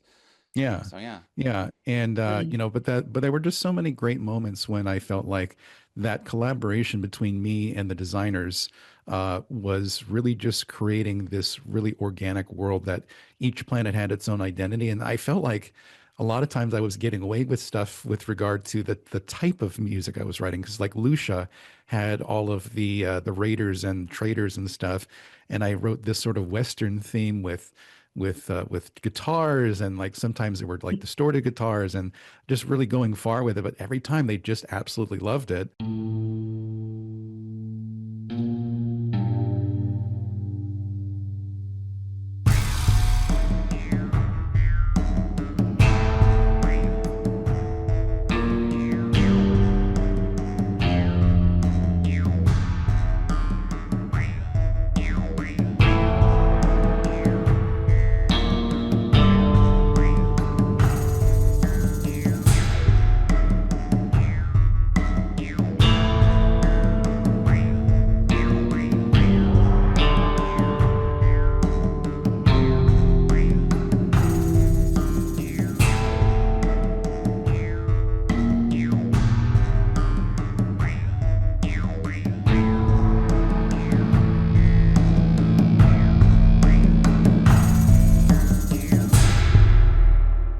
I remember one particular moment when Howard Lyon made his ringtone the Lucian theme. I was like, oh, okay, like, I think I'm doing something right here. Like, if they enjoy it that much, where people are making their ringtone, like, he was not the only one. There were other people that were asking for little samples for their ringtones and their message tones and stuff.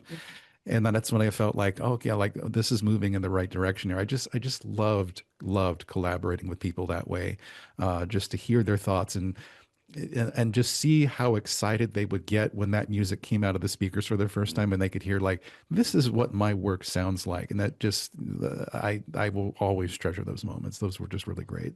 The product was working, it was just, there were, I remember giving a note in a design meeting on Agnos, and the note basically was that the ancients, when we've seen them on Atlantis, they're in at the end of 100-year war of defeat, and they're about to sink the city and everything. We've never seen Atlantis really in its full glory in an era of peace. They have these huge towers, and this was after 9/11, and with the beams of light shooting up into the sky in New York. And I was like, Yeah. I'll wager you, in an era of peace, Atlantis lit like a beacon into the dark, because that's what it was. It was calling people for the stairway says that, for crying out loud. When you translate the ancient, it actually does. And it was like, I bet those towers glowed, and Howard turned around and they did it. And it's in that trailer itself. And that was that. I always look at that. It's like, these folks, these devs, they listened to what it was, that to a lot of the feedback that they were getting, and implemented it. I was so overjoyed the day that I was invited to go into Nick's office and build this. And I want you to talk about this briefly, Nick. You were building an architecture that had like The engaged like music system, I think, is what I was. That's true, but also that as well. I also like that, where the music would, like, as your health lowered, the music would get more intense with more percussion and everything else. So you didn't even have to look at it. You could turn off the UI.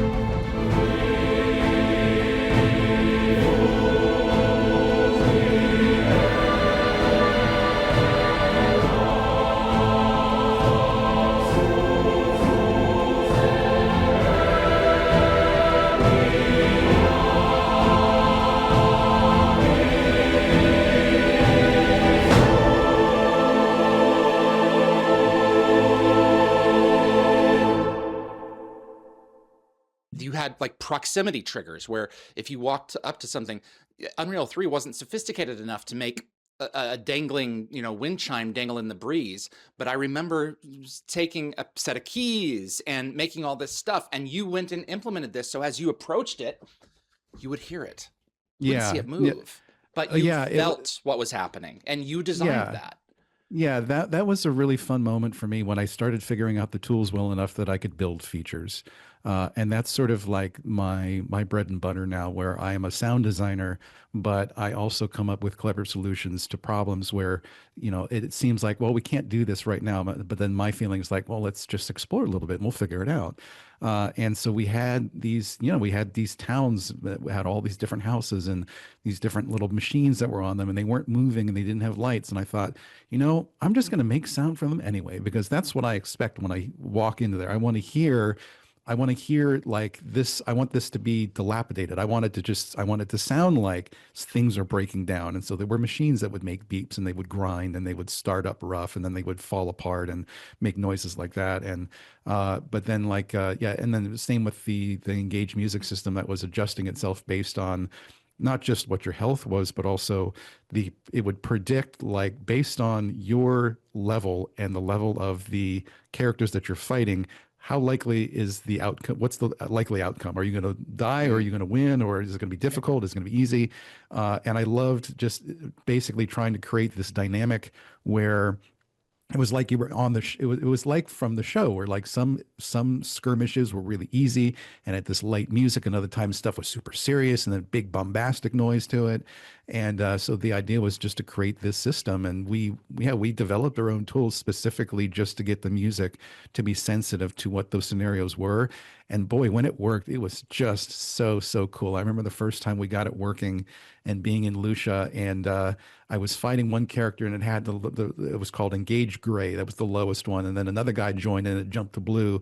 And then two other enemies came in, and all of a sudden the big, really radical music came in, where it was driving, this driving force. It was mean, it was threatening. And I remember feeling, oh my gosh, like, I'm scared now. Like, what do I do in this scenario? Like, how do I get out of this? I got to go find cover. And just the way like, to be able to write the music, and it felt like, okay, this is a fun composition. I wrote a song, but then to like play the game and feel it move and inspire me to do things. It's like, to me, that was just so incredibly gratifying to get to that point where I was able to make music that made me move and made me change my behavior. And I felt like, if I can do this to myself, certainly the players are going to respond to it too. And we got a lot of great feedback on it. You created an experience. Mm-hmm. Yeah, that's it. Yeah, absolutely. I Absolutely. remember, I can't remember what planet it was from. Irene and Shad and Carl and Eric, that were our animators at the time, and they created this. You had taken this. You had wanted to give life to. This is before I was gone. You had wanted to give life to a robot, an object, and you hadn't really created sound around a character yet. I wish I had saved this file. There's so many files I wish I had saved, but it just looks like a box just sitting there, harmless. And in about a second and a half, it unfolds into something not unlike Ed 209. And Nick had gone in and he gave this guy character as he like unfolds, not unlike a transformer, and all of these elements, but you can hear him kind of like grunting and talking mechanically, and he's in his defense position, and then he collapses down again. It's like, oh, all right, it's sounding like that, like this grumpy old man in the sound design of just these mechanical sounds that he put together. And we had it in one of the meetings, and we just all looked at each other as like, he gave that character life. They animated it. They made it look cool. But the soul of the thing came from you. Yeah. Yeah.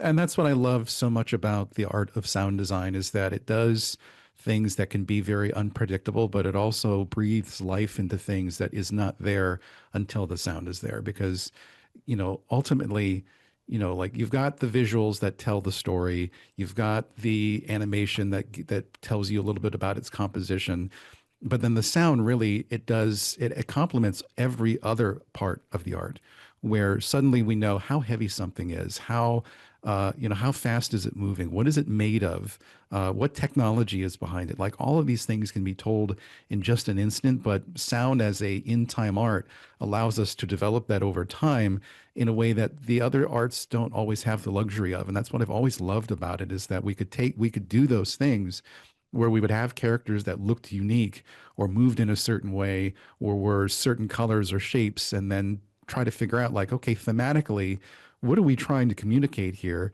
And then when we would give them a voice, and then suddenly it's like, wow, this thing is alive and it has a distinct personality and a feeling to it and how we're supposed to respond. Like those are the moments I live for when it comes to life as a sound designer, is giving people a moment where suddenly their creation is alive.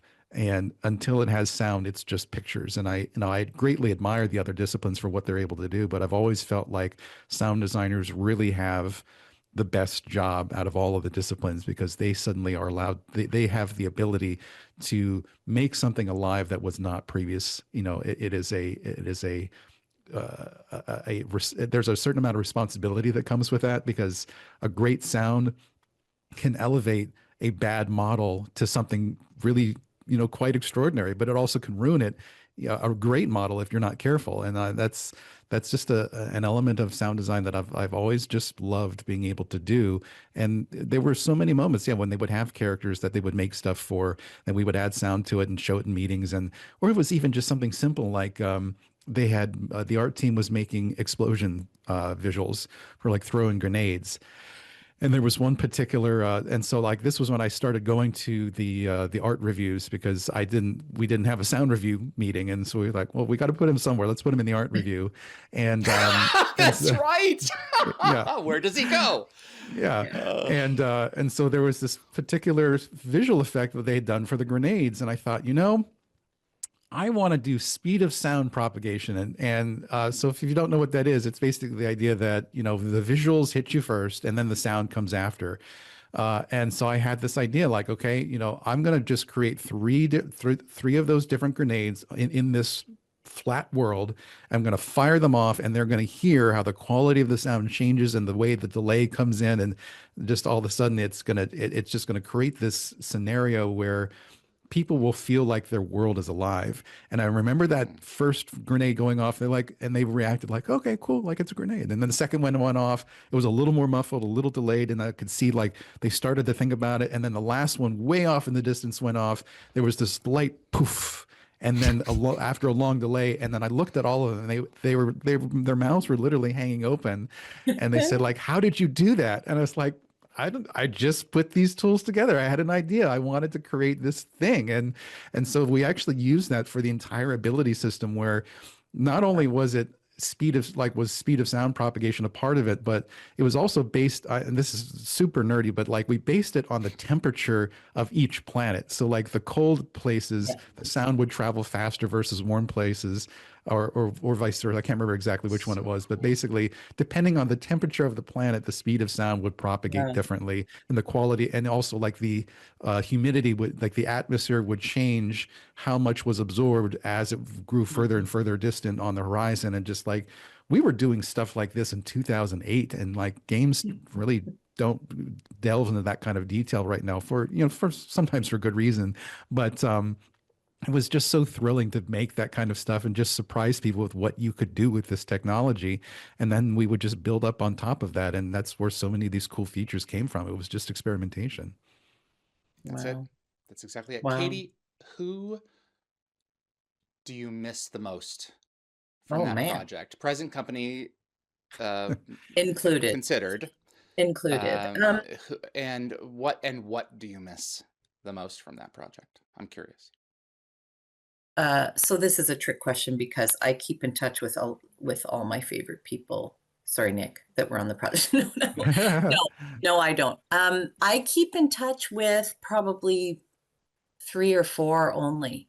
And David, you're included in that. Like when you think about the team, I think at the peak we were at, what was it, 160, 170? That's a lot of folks. When you included the 3 studios, when you included, the overarching Fire Sky publishing team, because we decided to build a publishing team to self-publish, because why not? When you consider the 4 teams, I'll say.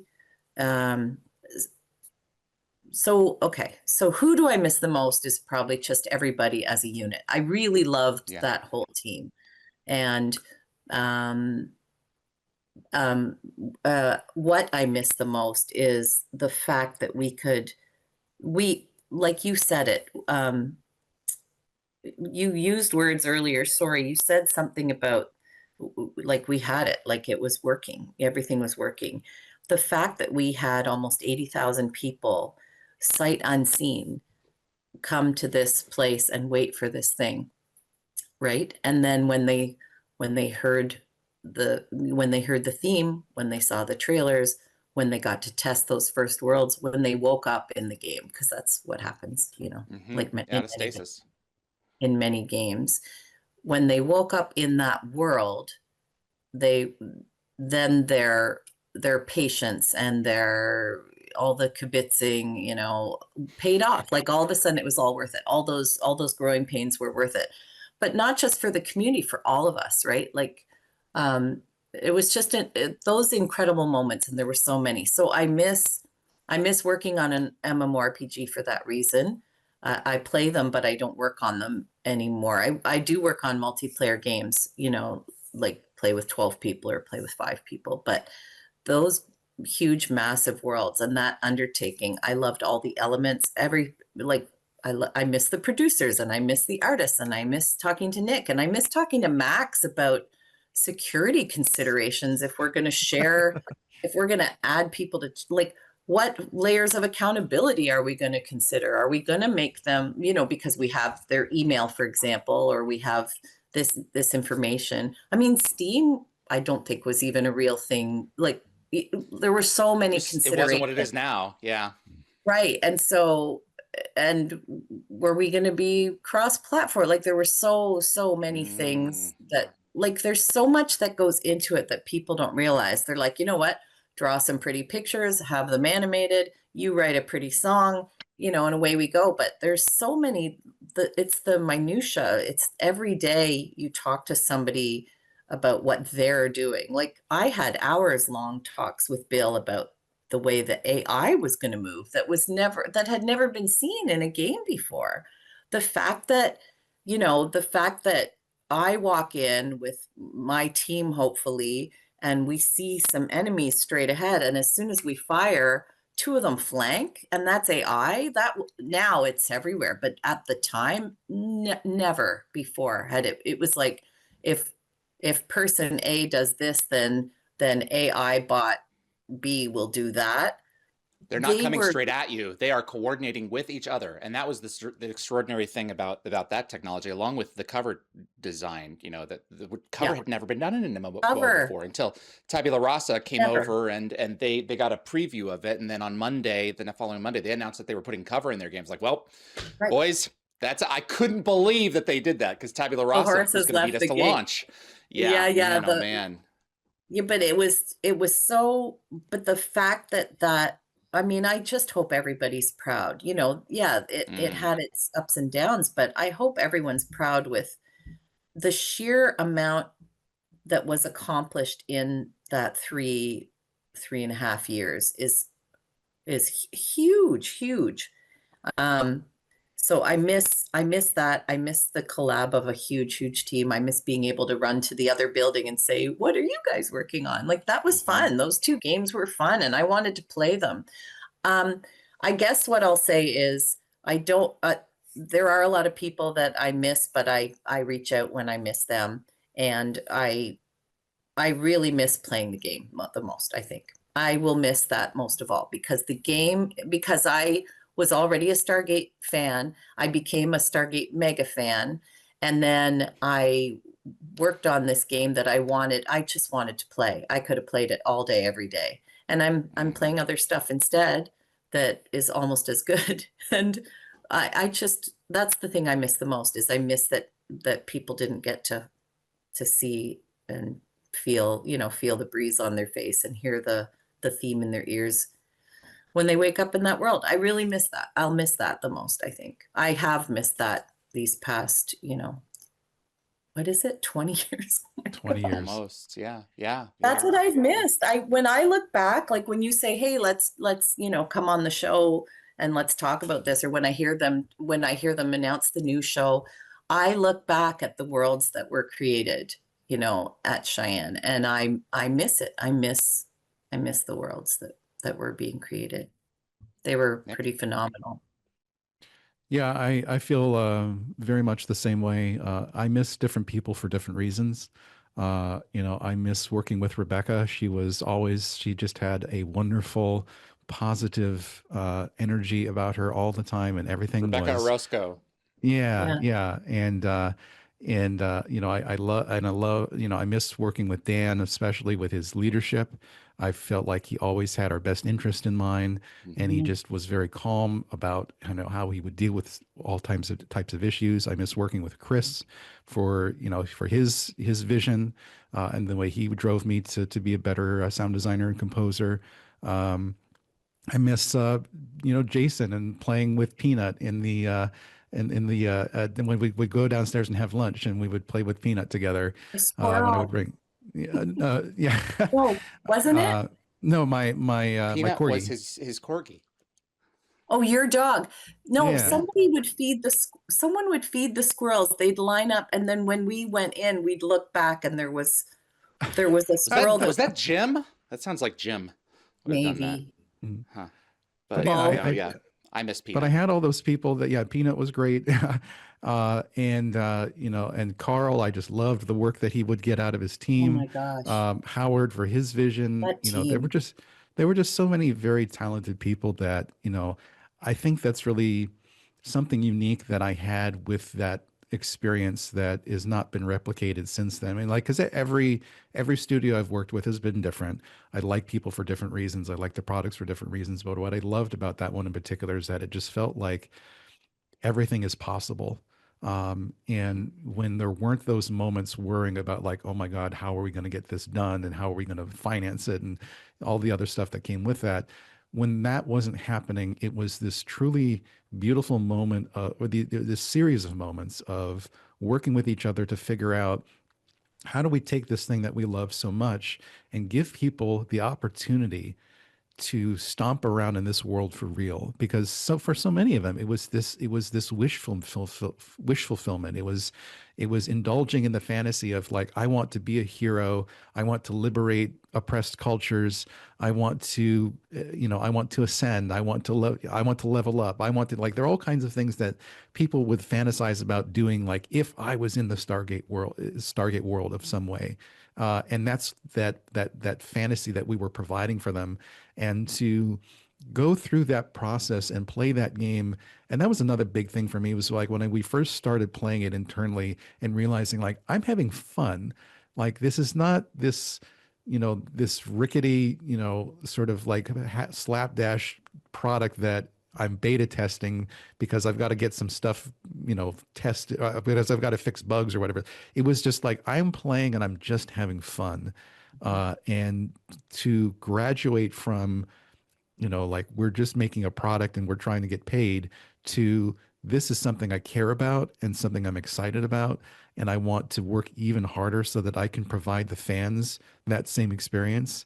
That is, I think, the thing that I take away from that. It was that when things felt so collaborative and so possible, and just knowing the nature of the world was that there was nothing that we could come up with that wasn't going to fit in there some way.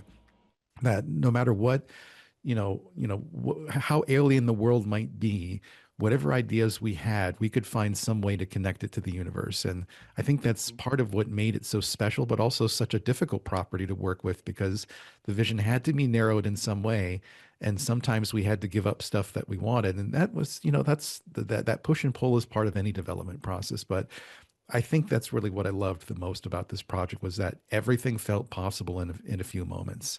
And I miss that a lot. I miss working with those folks. I miss feeling just how open the possibilities were. And, as I reflect now, thinking about, like, how my career has changed over the last 20 years, I think it was that innocent, youthful exuberance for what can we do, that I think I need to tell myself, like, you can still have that. Like, it doesn't matter what project you're working on, what crew you're working with, or if it's video games, if it's movies, if it's, it doesn't matter. Like, everyone needs to have their crew and feel like the world is full of possibilities. And that's really what that was for me. And that's what I miss the most.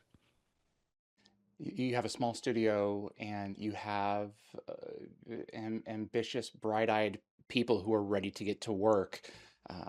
There is there is a Daniel Jackson wonder in that glint in their Mhm. eye, and everyone had it. They knew what they were doing in terms of hiring people. And uh, you guys are Mhm. right. This is the 20-year anniversary of this thing coming online, and it's my hope, along with Katie, that this is part one of a continuing series over the course of the next year or so of people coming in and taking stock of that time in their lives and what it meant to them, and the good parts about it as well as the bad, and Mhm. sharing some of the things that they created, sharing some of their art, their sound design, what they have that they still possess, that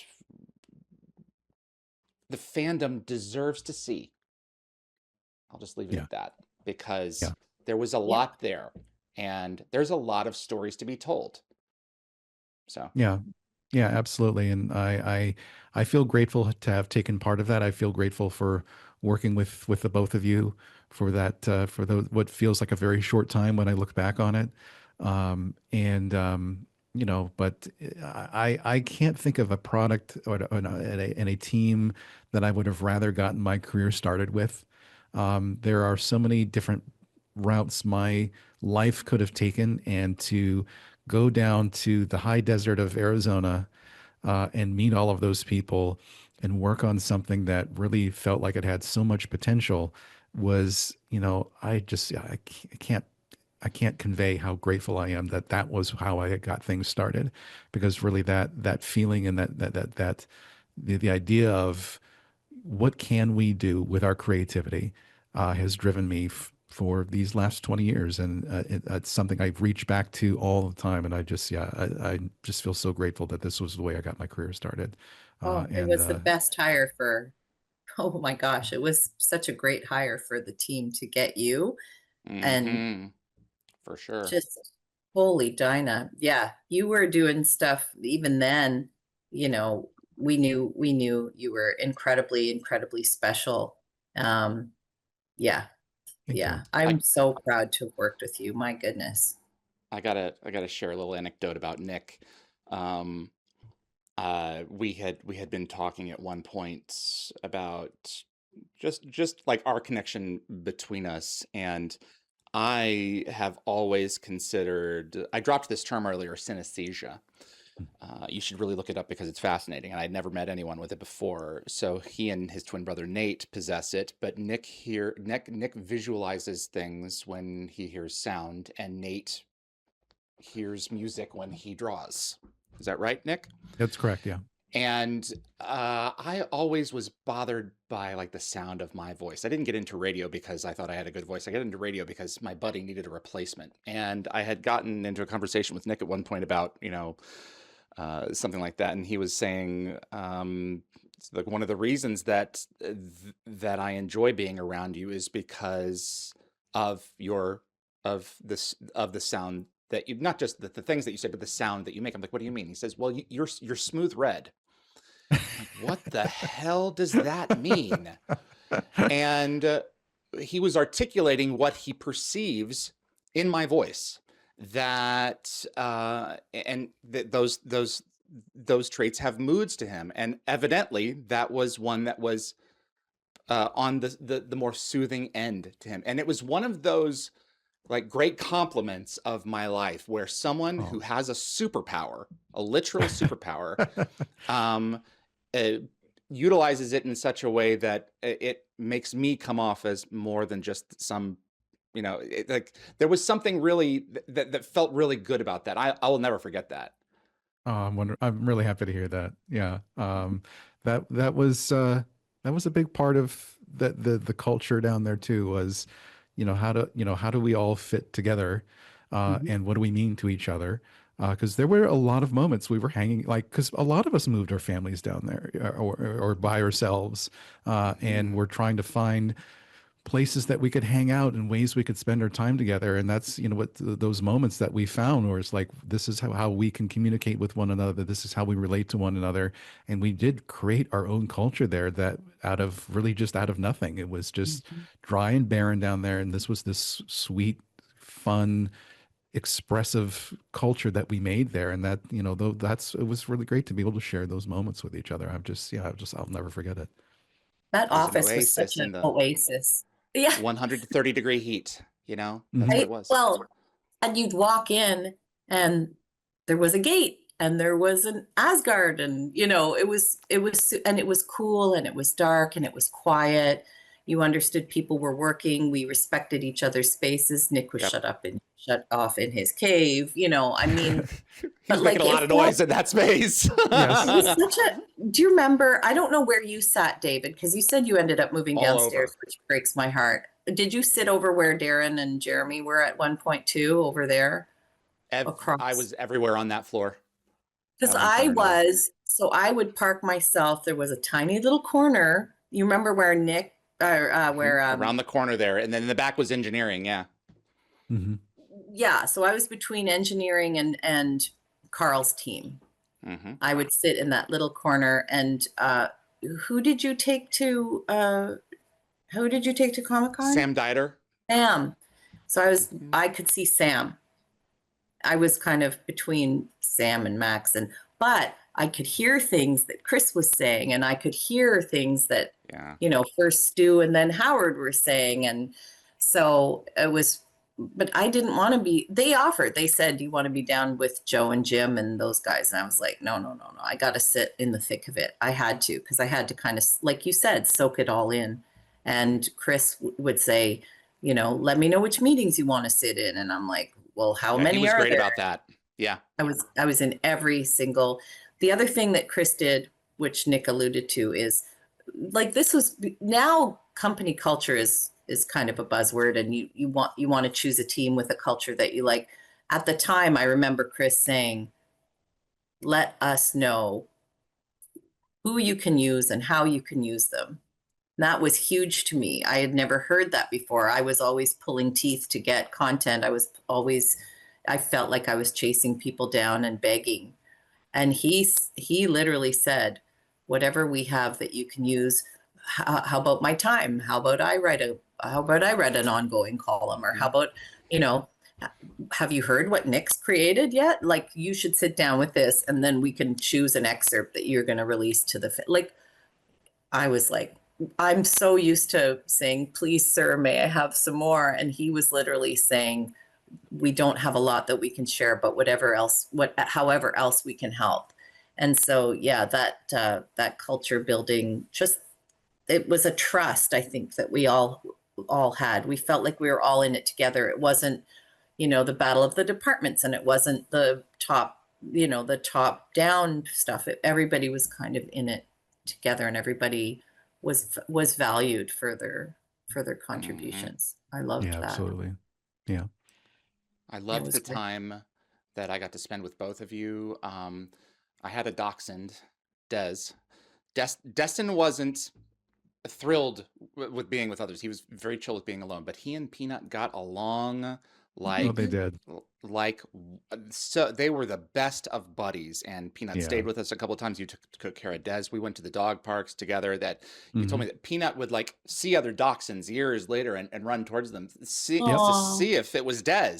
And those are really fond memories that I hold. And Katie, I cannot thank you enough for getting me involved in this thing and really kickstarting me into this. I'm so thankful for our meeting and our relationship since, and it means so much to me that you both came on to be a part of this and hopefully kickstart something special on this channel.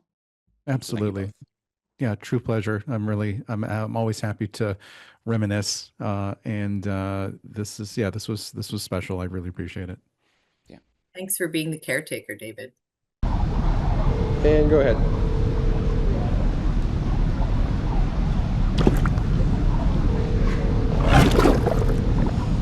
Thanks so much to Nick and to Katie for coming on and sharing their memories of the project.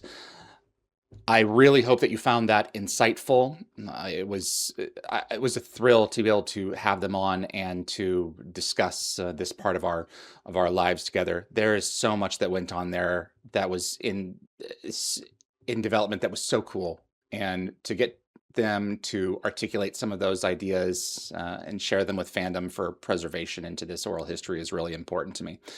If you enjoy Stargate and you want to see more content like this on YouTube, hit the like button. It really does make a difference with the show and will continue to help us grow our audience.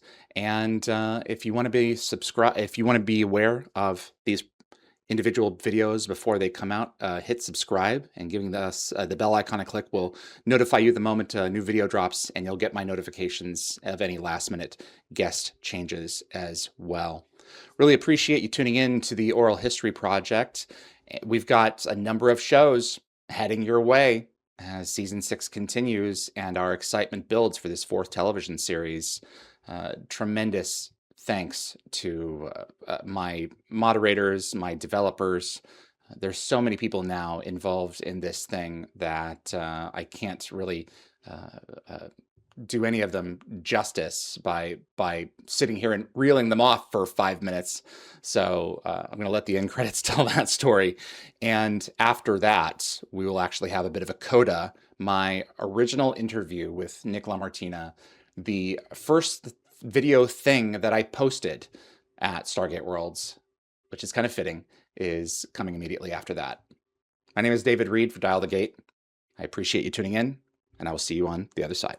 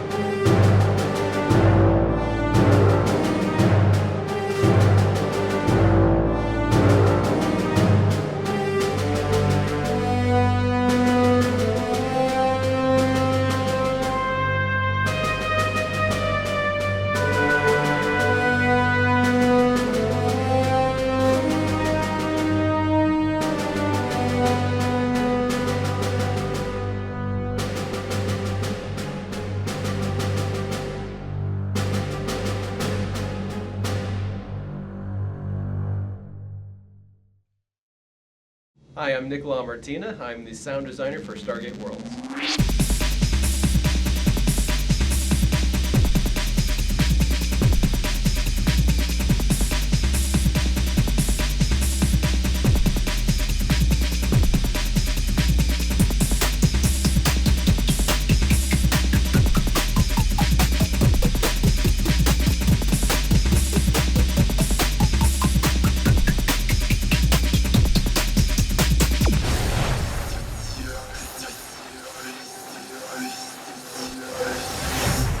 My background really is in music and sound editing and engineering.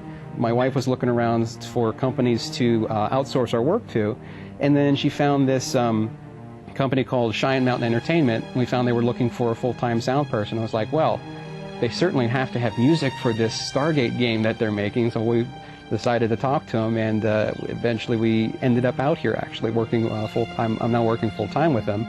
And I have all the compositional work I could possibly want. He's kind of goofy, actually. Nick's a sweetheart. I love him to death. Nick is an oddball.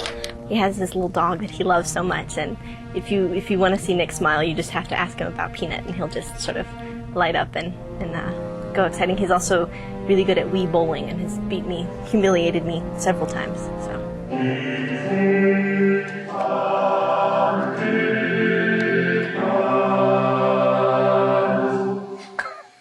Stargate words. I certainly think that Stargate has some interesting musical ideas that can be explored from the premise of gate travel, because going into this wormhole basically and not knowing what's on the other side, it's this idea of unpredictability, and consequently there are musical possibilities that can be explored. That each world basically has to have its own musical identity. It has to have its own creative identity, so that it's an impression that when you first walk out, here's the presentation, here's the big, lights and trumpets and everything else that's telling you the story about this when you first come out. And that's, you know, and I think that's a really neat device then that can be used, that if you're always exploring and seeing new things, aurally and emotionally something has to be happening to facilitate that. We were going through some different sound effects, and we came across the gold ribbon weapons, and we had first pass sounds at it.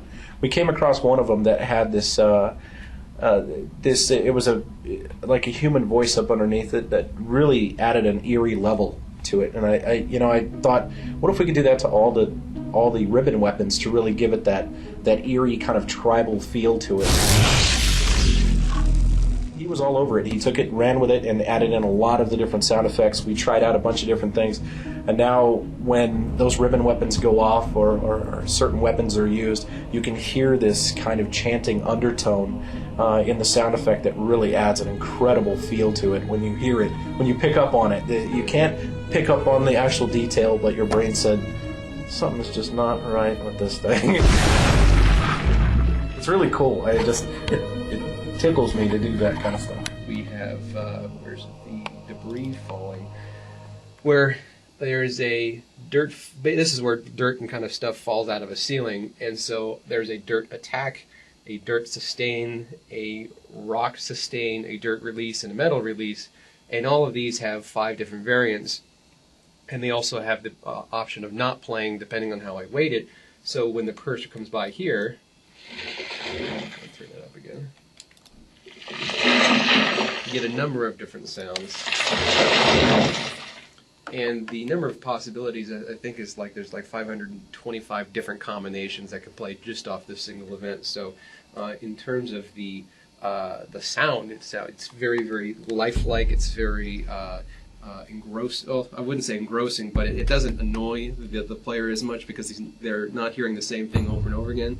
But another thing this provides then is that this package then is able to determine on its sound how this is going to sound, because I've already sequenced it on this timeline canvas, so that the game code can just say once fall debris, fall debris, fall debris, and we've got like 525 different combinations that can spring out of that. But then even more so, when you take into account each one of these different events can adjust its pitch on a random basis or its volume on a random basis. So, overall, the audio quality in Stargate Worlds is aimed at being variable, being dynamic, and so it's not going to imitate life, of course, because we can't go in there with a little pencil and say, "I'm going to draw this waveform." But we can still combine a number of different things and then adjust them dynamically depending on the play experience or by predetermined behaviors, so that overall it becomes more lifelike and that we don't hear the same thing over and over again. I think the most exciting part about it is knowing that I'm going to be writing better when it's done. I never want to have my creative or emotional or philosophical or whatever. I don't want to have any of that stuff ever done. I always want to be growing and changing. And by identifying with an emotional and creative art through self-expression, that becomes a very powerful way to grow up. And music provides me with those opportunities. So to think then, instead I can sort of look at that end, that end goal and think, boy, there's a lot of work to do. And there is. But at the same time, I can also look at that and say, there are sure a lot of opportunities to change and be something different. And that's more exciting to me than I am fearful of it.